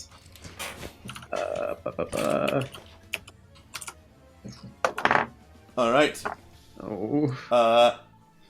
The hooded figure raises its serrated saw blade, catches the crescent blade in the hook, and then, hold on, that fell off the table. It reaches out and grabs you, and kind of hoists you around towards Groovon. Oh fuck! Can I interrupt this for a chance? I was gonna say Thavig. Oh no, Thavig's blind, isn't he? Thavigat's blind. Corellian's busy trying to get rid of the fucking acid in his face. Trevlon, your intelligence and charisma are 1. There's gas attacking your brain. Gas no stop gut reflex say tackle man. Yeah. Let's see if I can do something. Yeah, Momo, what are you gonna do? I don't know. Cast fireball. Wait, what? No, I'm not fuck you. casting fireball. Not again. Okay. I am going to run over to the guy that's trying to get Mal, and I'm going to use Burning Hands. Okay. All right. Well, this is right. Pain. All right. You go over to the guy, shoot fire from your hands. Mal, I'm going to need you to make a strength save. Oh, for. Burning Hands goes in a line. Okay. Woo! All right. Damn, funny you. Okay. Mal, you are mostly blocked from the fire by the guy in your way, but he is on fire and drops you to try and put himself out. Aha! Yeah. Groovon just walks up to Mal, opens a hand again, and this cloud of dark gas, a little sphere, gathers around the two of them, surrounding the both of you in magical darkness. He stares down as, like, his fingernails extend into long, thin claws. Are you ready to see true darkness, half-man? Stop! I know what you want, and he's not there, buddy. He tilts his head. Don't believe me? Look if you want. And you're useless to me. And he goes to stab you with the claws. Yeah, you get stabbed, and you take... Is there anything we can do? Give it a moment. Give it a moment, I'm doing some math! Alright. You take 15 slashing damage, Round plus... that down so that... Oh, okay.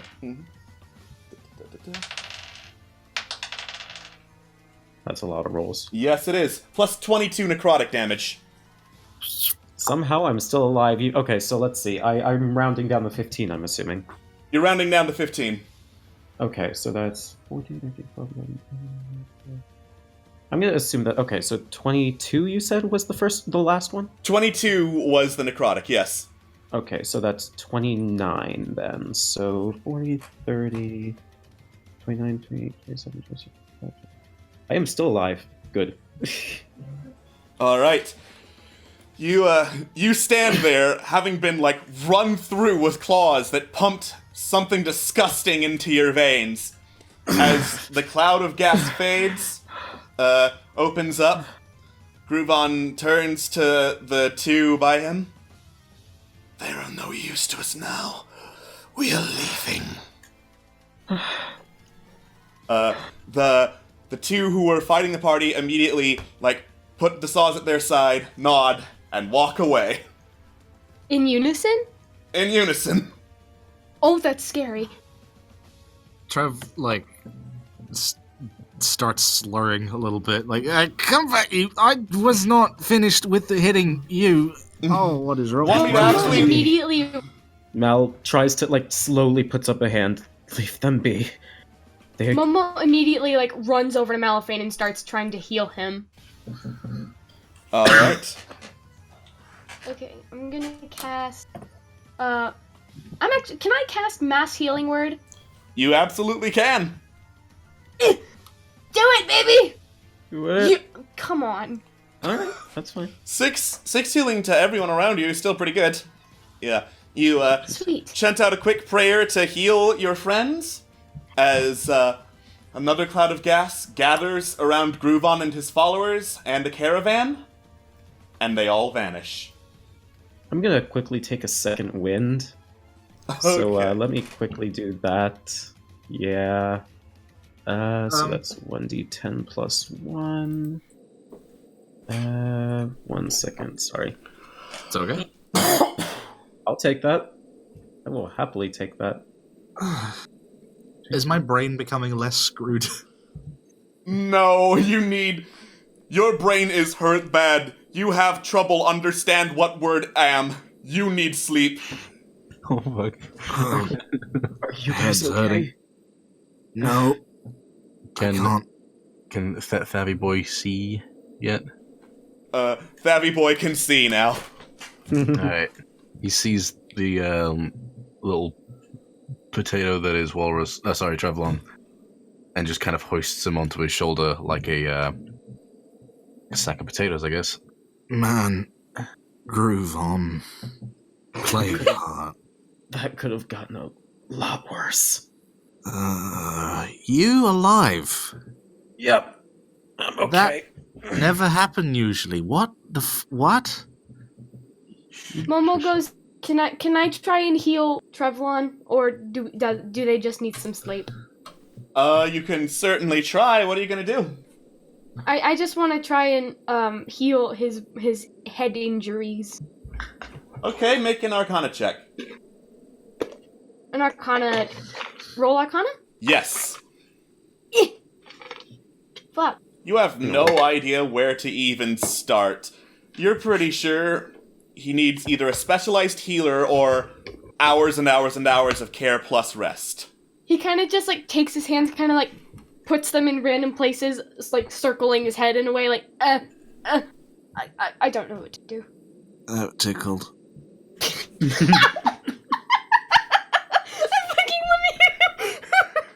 Excuse me.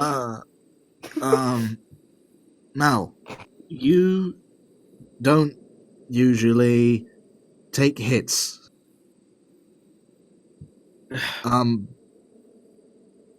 Something changed. Ez gone. Maybe that You do think something. You think I was gonna let you guys take the hit? I think we all need to rest.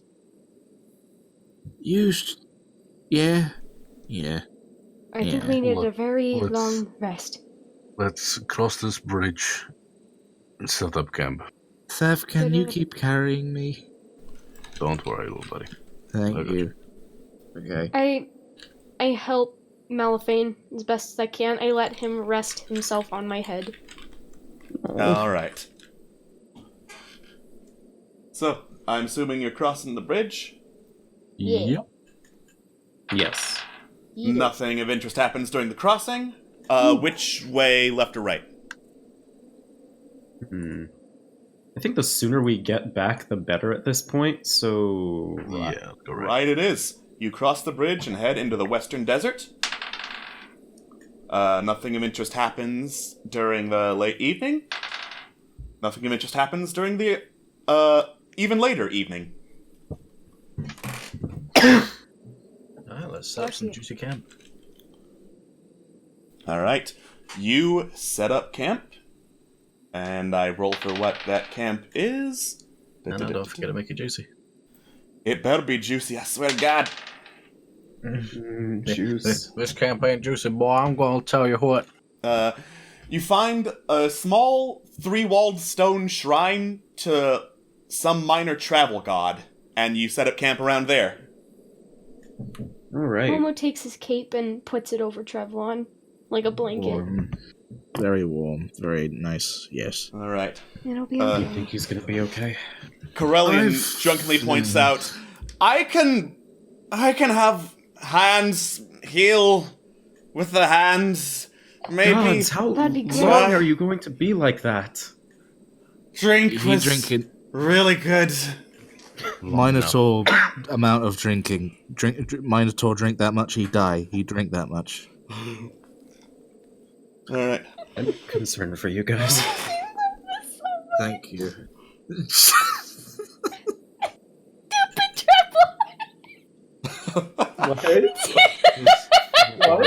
Yeah. Full disclosure, if I used the full power of that spell, you would be in a lot worse shape, but you're level 6, so I'm merciful. What would have actually happened, Alex? You would not be able to communicate. Oh. And it would Ooh, take fuck. more healing than the party has access to get rid of it. On the other hand, This is a though, merciful DM. Corellian's going to try and lay on hands to get all that shit out of Chevlon's system. Momo, Corellian calls on you to help, invoke the travel god or something, since you're a cleric. Make a Hell religion yeah, check well- with advantage. Also because he's Okie drunk. pokey dokey Loki chokey. And also because he's drunk, yes. Yeah! Okay, religion you said? Religion with advantage. Fuck yeah, baby! Hey! Yeah! Yeah, you invoke some prayers to the god of travel to grant your party luck, protection, and sobriety on their journey. Sobriety does not really apply, but you feel a little minor blessing wash over you, as well as Corellian expending all of his lay on hands points to get Chevlon's mind back in working shape. He's got a nasty headache, but that's about it. I feel like somebody's taken my brain out of my head and kicked it a bit. That sounds about Get back to accurate. normal again. I feel tired, so that's probably a good sign. I was saying words, but I think I was saying words. What I was trying to say was, that guy that attacked us was a fella called Groovon Gorewalker. And Groovon Gorewalker. rightly, he's a nasty man. He's a nasty, nasty man. He What was works he with trying to do? He trying wanted- to take he wanted Eskel. Ez. Yeah. Yeah. What? Oh, yeah. By the way, we can go back to calling him Eskel because I guess that's a thing now. Sweetie kid. Do we notice that? You notice that Mal called him Esgal, and you don't feel anything wrong with it. All right. Yeah, Esgol, he wanted that part of him, or at the very least, he wanted his brain because of him residing in his little nut. And he didn't have it, so he was pissed and he left. Yeah. Should we be worried about them coming back? For the time being, I don't think so. If they were looking for Ez, they ain't gonna find him. They're not gonna try and target us yet, at least. I hope they don't go looking for physical Eskel. Before I forget, mate, you took a hell of a hit from that guy, and you're still standing? I think I was Yeah, trying are you alright? I mean, it's nothing I can't handle. Are you sure I can't help at all? I appreciate it. You've done what you can after all. Besides, a night's sleep should be fine. Mate, do you feel any different after Ez left you? Physically, I mean. Physically? Yeah. I mean, last time I checked, I think... last month, if you took a hit like that, you would have been on the ground. I'm not sure. Though, maybe not physically, but I guess I feel like I have a bit more spirit in me, if that makes sense. Well, I guess that's a silver lining, I guess. I guess your brain's pretty happy about having only one mind to deal with. Having its own consciousness. For the time being, at least. I'm still worried about the guy, nonetheless. Oh, he Can't can lie, take care of so am I. himself. He's fine. He'll be fine. I have full confidence in that fact. But what if they go for him? What if they find him? Then But he's as very well, I good at mean- hiding. If there's anybody I can trust to hide well, it's him. Except for, Mal, also. No offense. You two are pretty much on the same wavelength. He's also good at making a ruckus, though. I That's feel like true. he'd be half and half. I think if he was I think if he knew that he would be in danger, and he's a pretty perceptive bloke when he wants to be, I think if he knew, then he'd be on his guard. Might I remind you about the guild and the rangers and the arrows? Wait a minute. Momo, you still can you can send stuff, right? I can, but do you think it'll work? I mean, there's one way to find out. Just the message to send them would be to watch out for members of the Plague Heart. They might want your brain. That should Okay. convey the threat pretty well. Okay. Maybe be a little less specific. He's not that bright. Right. So, Esgol, watch your back. Be safe. All right. Maybe Something like that. Slightly Maybe- more specific. Yeah, express that there is danger. Okay. Esgol, people might be looking for you. Be on edge and be safe. Perfect. Okay. I say that, and I send it. All right. You cast sending to Esgal. A moment later, you hear like static coming through. TV static. I can't really hear anything. What do you mean? It's just this weird noise. It sounds kind of like a rushing water, but more sharp. You get what I'm saying? I think I understand. Still, that's weird. That's very weird. Was that something you heard as well as Malafane? Pardon me. Not unless you... Well, out of character, not unless you told me. Nope. Maybe the It reached him.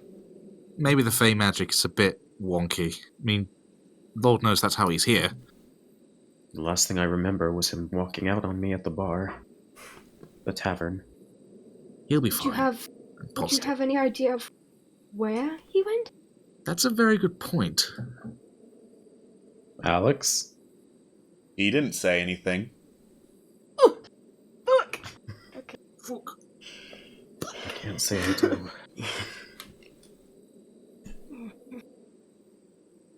Well, let's just pray that he's all right. I'm sure. Curious. Does Mal know anything about planes of existence? Make an Arcana check.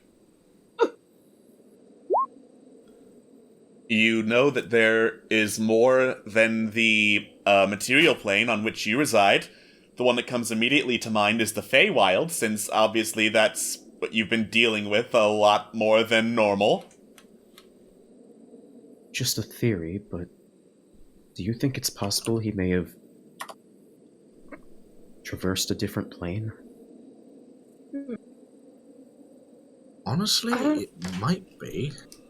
I mean, what was the space like when you were talking to Ez? Like, I mean, it's not often that a Fey creature just randomly stumbles into a bar without drawing attention to itself, I would wager. That is a very fair point. It was the same as the tavern as usual, but it felt like time itself just completely stood still. Like nothing moved. Not a sound was made. There were still people there. The people were there, yeah.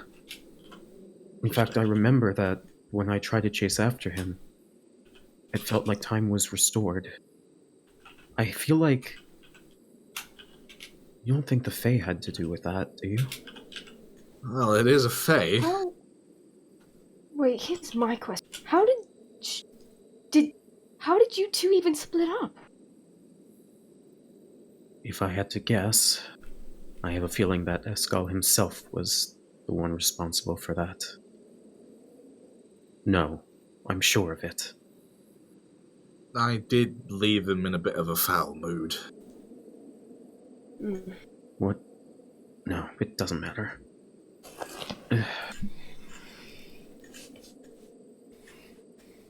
Actually, here's a random question. The last thing I remember seeing in the general area were a couple turned over stools and a multicolored cube. Ah, well, alright, here's the thing. I had this idea for like a sort of game or puzzle he could try out whilst we were away doing our own thing. That's when we were having our chat about things, and Trevelyan looks at Momo as he says that. So that wasn't a strange thing on behalf of the Fae. Yeah, no, that was me. Yeah. Sorry about that. No, it's fine. Now, with all that being said, let's keep our eyes open and not get killed by any more horrible cultists, yeah? Yeah. Sounds like a plan. Definitely. Alright. You all sleep for the night? Yeah. Oh yeah, I guess Yeah. watch is kind of in order. I'll take first watch. I'll Can take I, second. as Thav, go for third? Yes, Thav has to dip out because Phil is a sleepy baby. He has not slept in 24 hours. That's fair. That's not an exaggeration. It's very sad. If Thab wants to look into any other details on the book, let me know. Okay. Anyways, so first, second, and third watch. Who was first again? Me. I think Momo, yeah. Yeah. Alright, then make a perception check. Do it. Okay, no. Thinking, Redicus, Ree! Nothing is happening on my end. There we go. Yay. You look around. You're on watch. You hear the distinct, very fast clop, clop, clop, clop of horse hooves and of wheels as this carriage and an entourage of horses after it roll past you.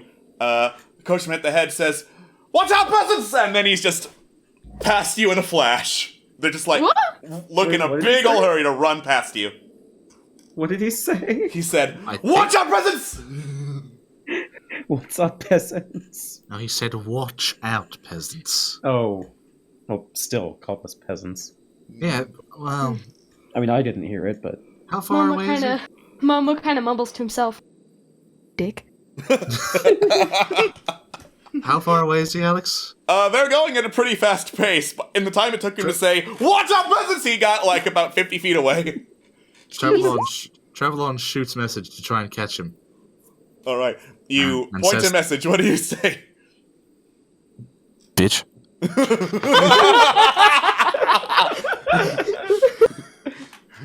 God, I love you. He is out of range before he can respond. Bastard. Yeah. he Ah. actually got- No, he got the that means message he at got your least. message, yeah. He can't respond. Yeah. Right. Marvelous. So who's taking second watch? That was me. That was Mal. Okay. Momo wakes up Mal and like falls in Mal's place. Alright, you have a look around, Mal. You're kind of getting used to actually seeing nighttime, Mal. This is something that barely happens to you anymore. And as you look around, you don't see anything of interest while on watch. Alright. I guess I'll go back to bed. Hey, big guy. It is turn of me. Yes. The only person. Oh, hi, Phil. I besides didn't Alex- know you were awake. Yes, Hey, it's Phil. me, Phil. Phil, go the fuck to sleep, you sleepy baby. No, I won't. I'm too fucking cool. Wow. I that was brutal. I can feel the guilt running down my conscience. Alright, okay. Roll perception, yeah? Roll perception. Oh dear. Oh. Rip. Alright. What happens? You hear a thwomp from somewhere nearby, but you have no idea what it is and where it really came from.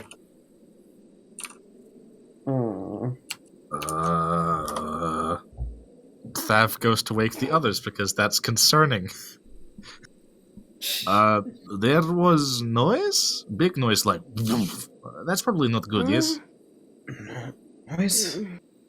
Yeah, just heard it. Probably wise to keep eyes open. If it's like a horrible demon coming in to hit us in this, all that sort of thing would be bad. So, Now at keep least we know eyes open. Now at least we know what the son of a gun was talking about. Watch out, peasants. Yeah, that guy. Ah. Can Travelon roll perception to see if he can spot anything? Sure, go ahead. You do actually see something. I just gotta look at my table to see what it is precisely. Hey. Alright. You look around, and it's kind of hard to spot, but like, eventually you come across the corpse of what looks like a panther with two tentacles coming out of its back. Oh. Whoa. I think Walrus knows what that is. I nearly said my real name there. Cool. I know what Walrus knows what that is, but what does Trev know what that is? Can I roll nature? Sure.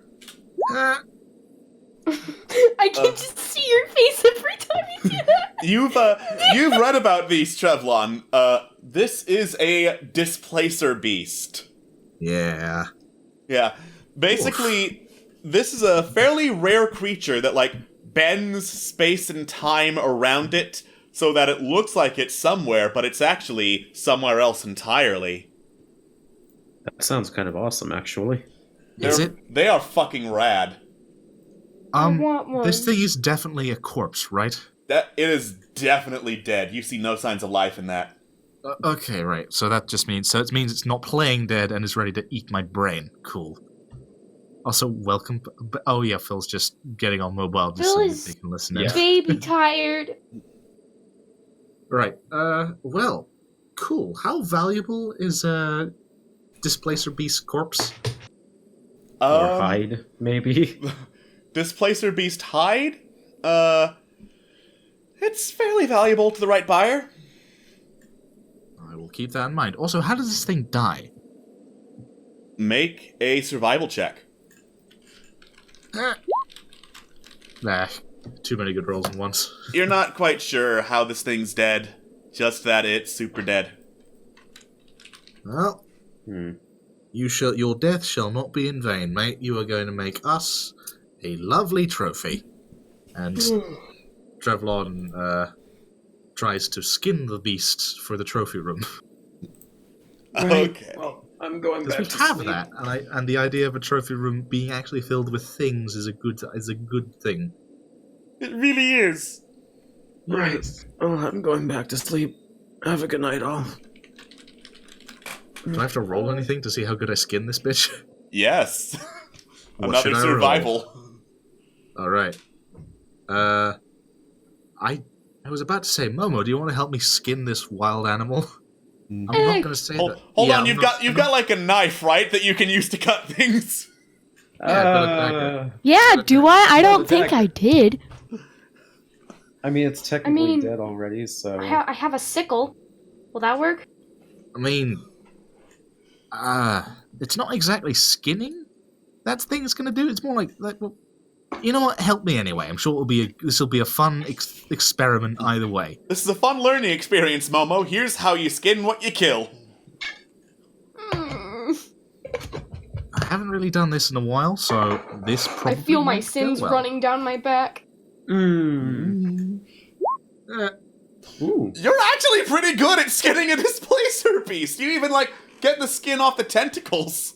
Huh.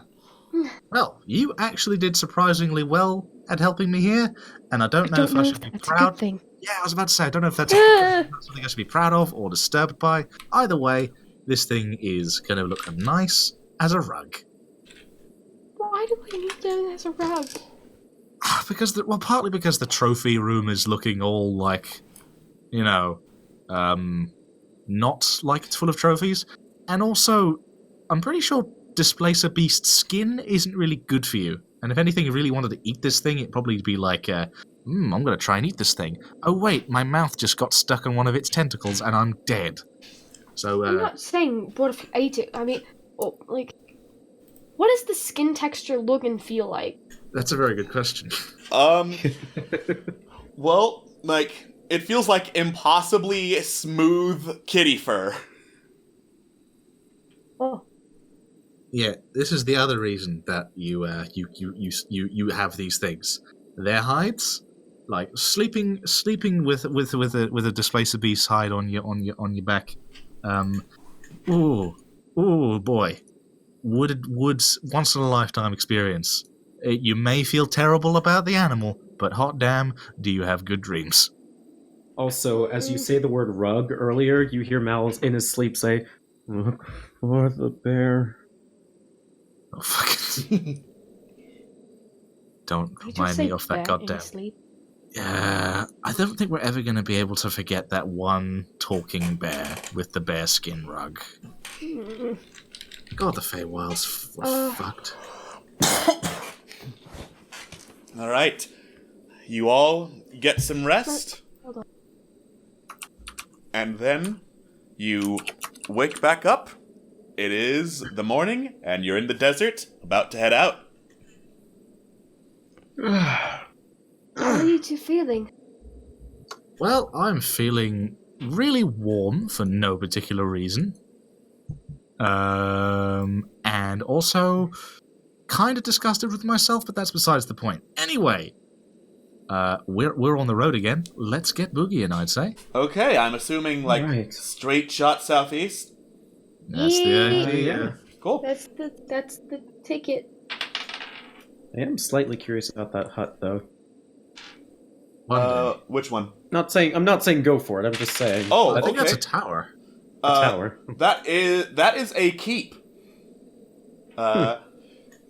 You believe that is Circus Call, which is a keep run by the dwarves. Wait, Cirque what? Circus Call. We know it. We know. It's okay. I'm sorry. Do you fear death? Oh, very much. Do you Anyways. desire death? All right. Don't answer that. Anyways. Early in the morning, you head out, go down the road, you smell something putrid. The source is immediately obvious. A very dirty-looking dwarf, covered in bits and pieces of trash, gets up from where he was sprawled across the road, heads in the opposite direction of you, waves, "Morning, fellas!" And you are just overcome by this absolutely rancid stench.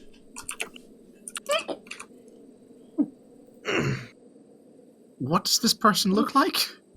A very dirty dwarf. Hi, mate. How, when is the, how do you feel like, Tactful. Can I roll to see why he's smelly? Make a perception check with advantage. Oh no. He's covered in fucking trash, Momo! hi, You know what, Alex? hi, pal, what you been up to, mate? Sleeping! Where? Over there, he says, pointing to the trash pile by the road. Oh, Really? that is, That's. What made you decide to sleep there? I was sleepy! I mean, fair enough. you wouldn't mind if you've got a little bit of muck on your shirt, mate. Do you mind if I, get that for you? I do, he says, and he walks off. That was. I think Okay, that's a then. preference. So. I guess so.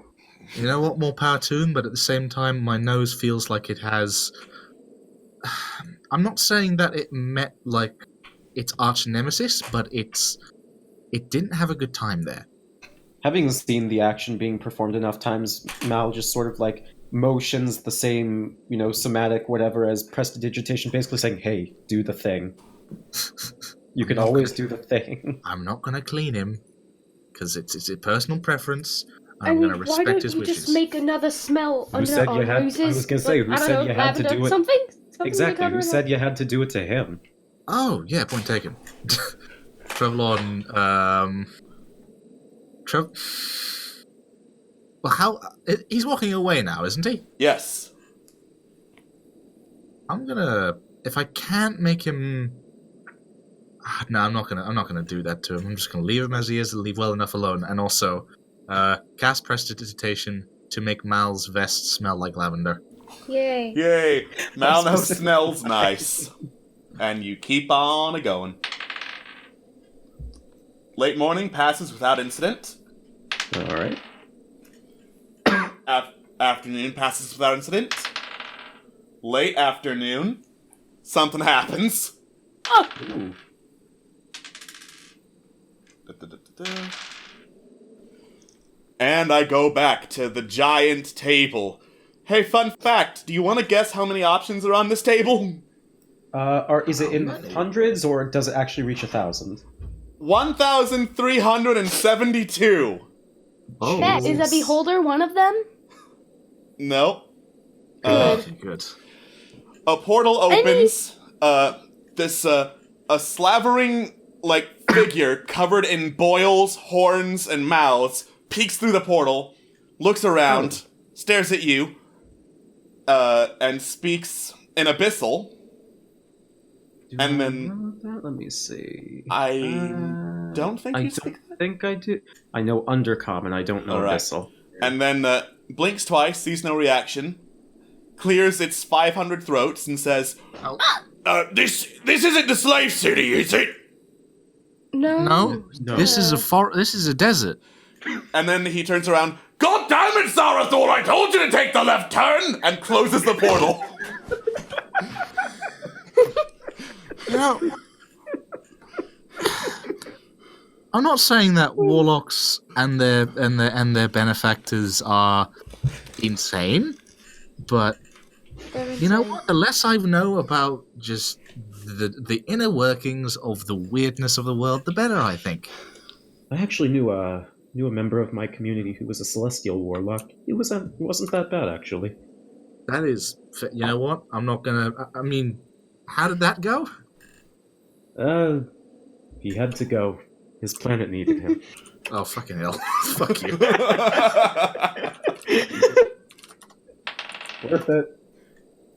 And then the evening passes without incident. You make camp. Ooh, you get one of the fancy campsites. Ooh. Pieces of an enormous fallen statue form a ring and block out the weather. Well, this is convenient. Right.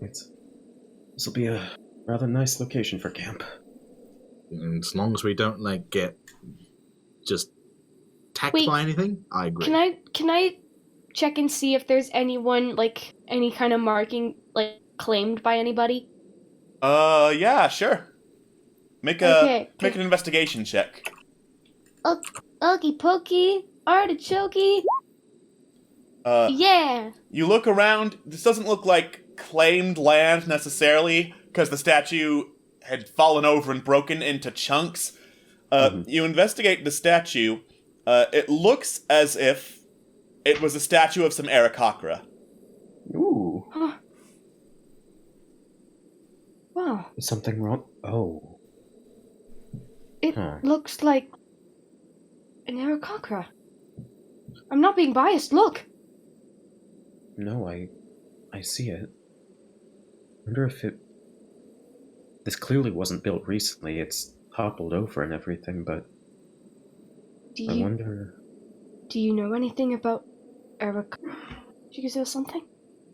Alex? Make a history check.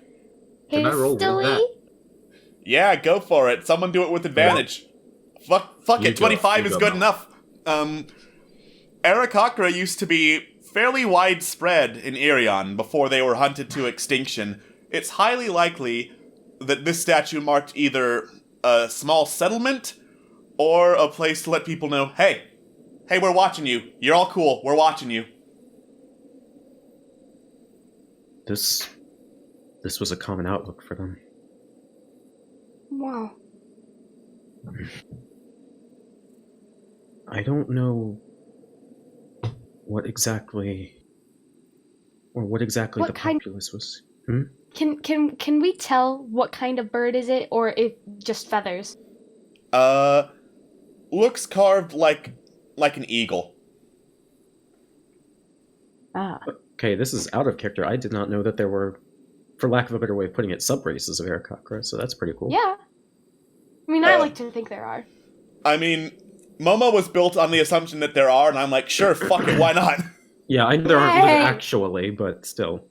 Are there? No, there are not sub-races for Aarakocra. Not yet, anyway. In D&D legal terms, no, there are not. In terms of the supplementary PDFs I have, yes. Sweetie kiss. The more you know. Okay. All right. You all settle down, and because this is a pretty well fortified campsite, you do not need to take watch. You are good. Wait. Woo. All right. You wake up the next morning. I'm assuming fast pace again. Yes. Yes. Though I get the feeling we're not going to make it there before the end of the session. You might. All right. Way to find out. I intend to get you there, no matter how long it takes, and I don't think it'll take that long. Early morning passes without incident. Late morning passes without incident. Early afternoon passes without incident. Late afternoon passes without incident. Hey. And the evening passes without incident. Without incident. It's a quiet day as you head out of the desert and back towards the grassy plains of southern Irion. Feels good to feel grass again. Feels good to just have a quiet day to ourselves. All right. Say that again. Come to think of it, Thav, you've been awfully quiet over there. Are you all right? Thavagoth is in Schrodinger's Thav mood. All right. You set up camp on a hillside in a little bit of brush that acts as some cover. I will take first watch. Cool. I'll take second. I'll take third. All right. All right. So, perception. You don't see anything of interest on watch, Mel. All right. Alright.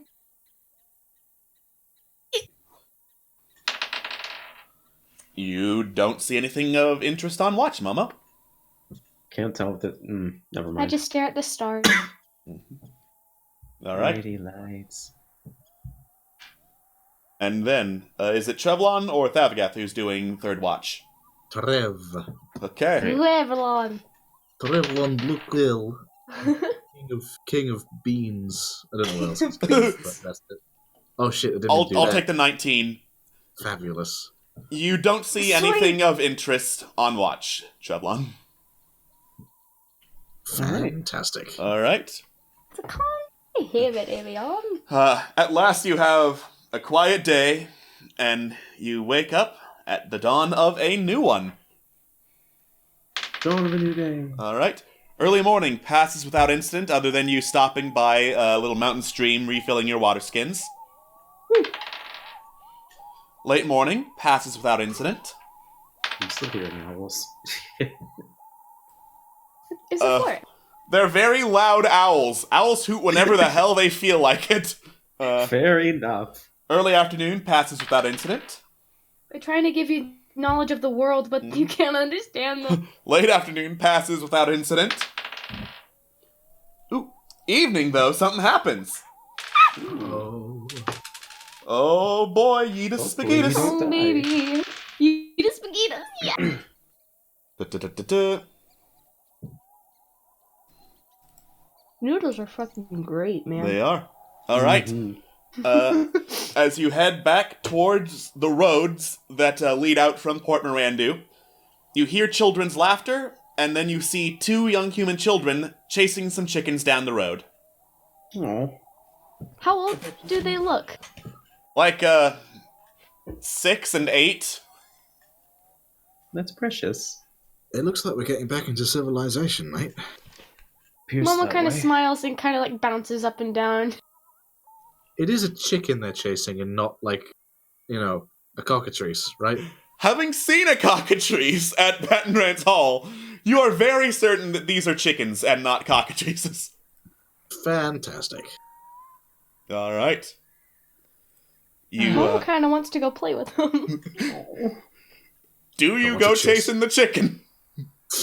I kind of join in and go chase the chicken with the kids. And he has a fucking blast. You have a blast. The children aren't really aware of the implications of an Aarakocra playing with them, and they have a blast. It's great! Yay! Now, here's the $1 million question. What happens when a bird is chasing another bird? A sentient bird is chasing a non-sentient bird. Does that just mean that you're chasing tail? Hey. You know what, Scott? Hey. Scott. Alright, how much pun damage do I take? No, you don't get pun damage. I'm going to find out where you are. Oh, you got lucky. You only take 1. Okay. 49 health. Scott, I am going to find you, and I'm just going to look at you and be very upset. He's gonna look at you with the most disappointed face and then go home. How tall are you again? 5'11". So... Fuck. Okay, we're going to be on equal footing then. Fuck. Why are you both so tall? That is a very good question. I blame genetics. I do too.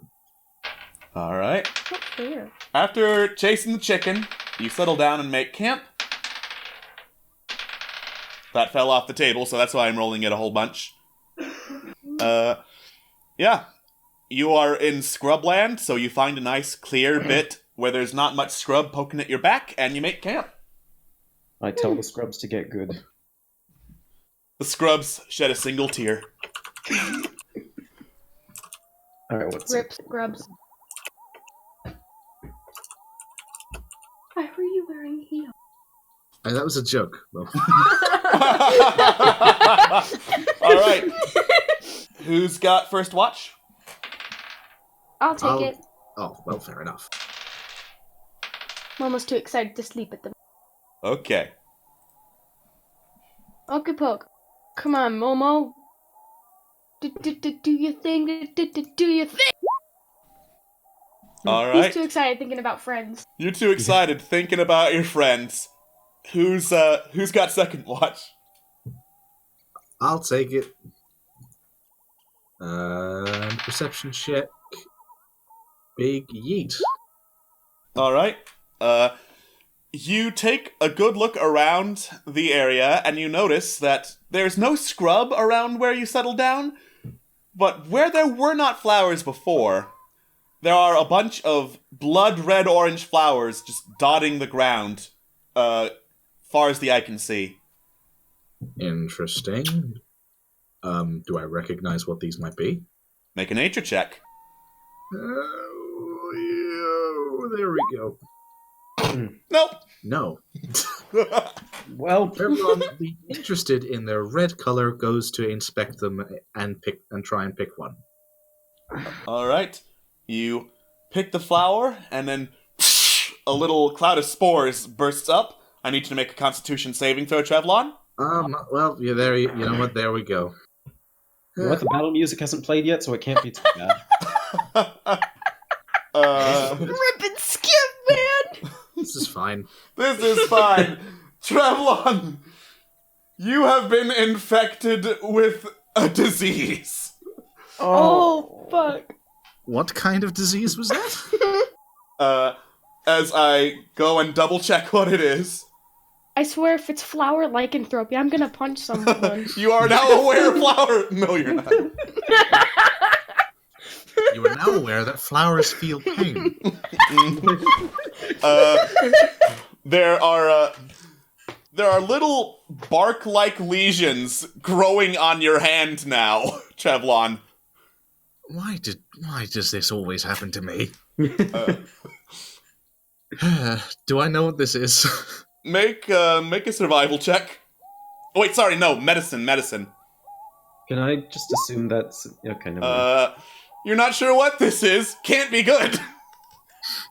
Trevlon goes over and wakes Corellian up and goes, mate, I picked a flower and now my hands are turning into wood. What the feck is wrong with you? Says Corellian, just kind of like slapping you with lay on hands, and the lesions fall off. You know what? Since I have Corellian, I'll just roll perception for them. Okay. Just to check what it could have been. Yeah. Perception, right? Perception, if you're on watch, is Corellian, yes. Okay. Yeah, just a what could have been. Yeah, that would not have gone well. Nope. All right. Real one though.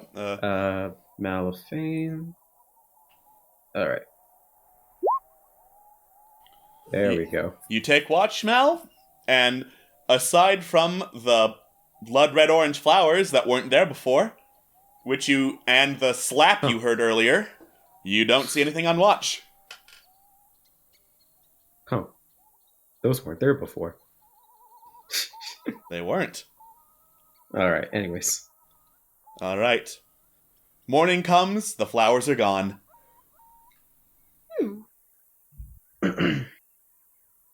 Morning, everyone.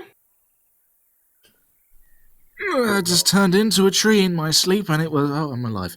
Hi. What? I'm sorry. Long story short, I touched a flower and then I started going into bark mode. And by that I mean my hands started to turn flaky and brown. Wait, Well, what? You look fine now. What flower? Where? Oh, the red ones. Don't touch them. They're not What there. red ones? There are no red flowers. Trevelyan blinks and goes, "Yeah, You might need a little bit more rest. you know, I think I just need to have a chat with the cruel god who's playing tricks on me. That's what I really need." It's fine. It's fine. Are you okay It's now? fine. I'm fine now. Corellian helped me not be in immense pain. You're fucking welcome. Thank you. How are you still drunk? I'm getting better.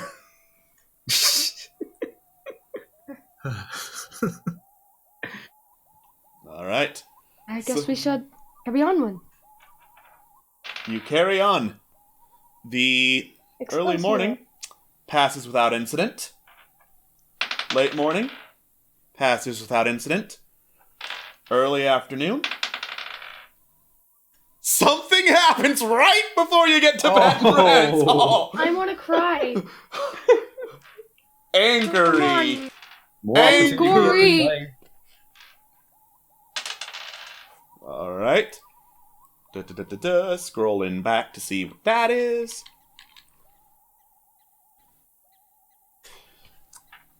Okay. There is a large barrel on the side of the road, and standing next to it is a young boy with a slingshot, looking from side to side like, no one better come near here. No one better mess with my barrel. Excuse me, mate. He Hello? draws back his slingshot as he hears you. We're not. Wait. We're not murderers or fiends or people who want to steal whatever that is. It's Hi. a barrel! It is. It is. What's in the barrel? Yeah. None of your business. Fair enough. That's, understandable. Have a good day. Well, okay. Where? This is a kid. This is a kid, right? This is a child, yes. Where are you folks, if I may ask? At home? And presumably you live near here? Yeah. Okay. I must admit, it is a bit strange just seeing a child with a barrel and a slingshot, but you know what? Could be worse. It could have been. It could be much worse, I suppose. Is there anything significant about this kid that I can roll to see? Are you looking at physical details or his behavior? What was that last part? Physical details or his behavior? Behavior. Insight. Mm-hmm. I'll give advantage to that. I was about to say I want to help. I get advantage squared, mother trucker. Woo! Oh, Nice. You get the feeling that this kid is relying on the fact that he is a tiny child to avoid answering most questions, and is really, really determined to not let anyone near the barrel or even aware of what is in the barrel, for whatever reason. You are pretty sure this kid's on guard duty. I turn to my party. Let's just leave him be. He's probably playing pretend or something. Trevelyan's curiosity is too heavy, unfortunately, and he decides to press the matter. Can I roll persuasion, Alex? Sure. All He's right. the persuader.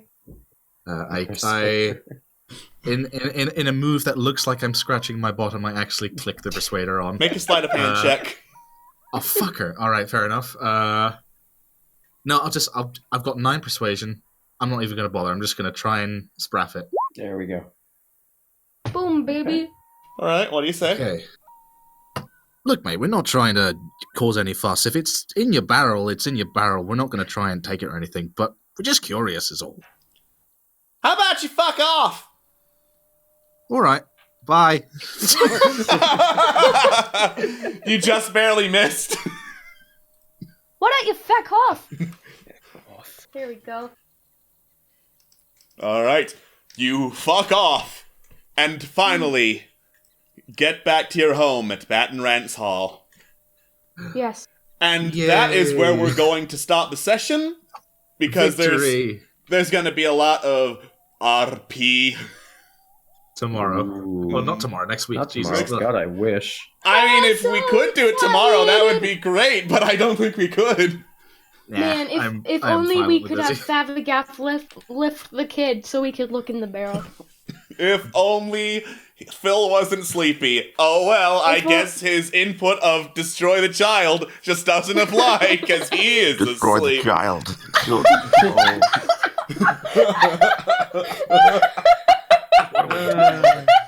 Good shit. All right. Thank you all very much for watching. We'll see you on the next episode of Fallen Empires. Bye-bye. Bye, guys.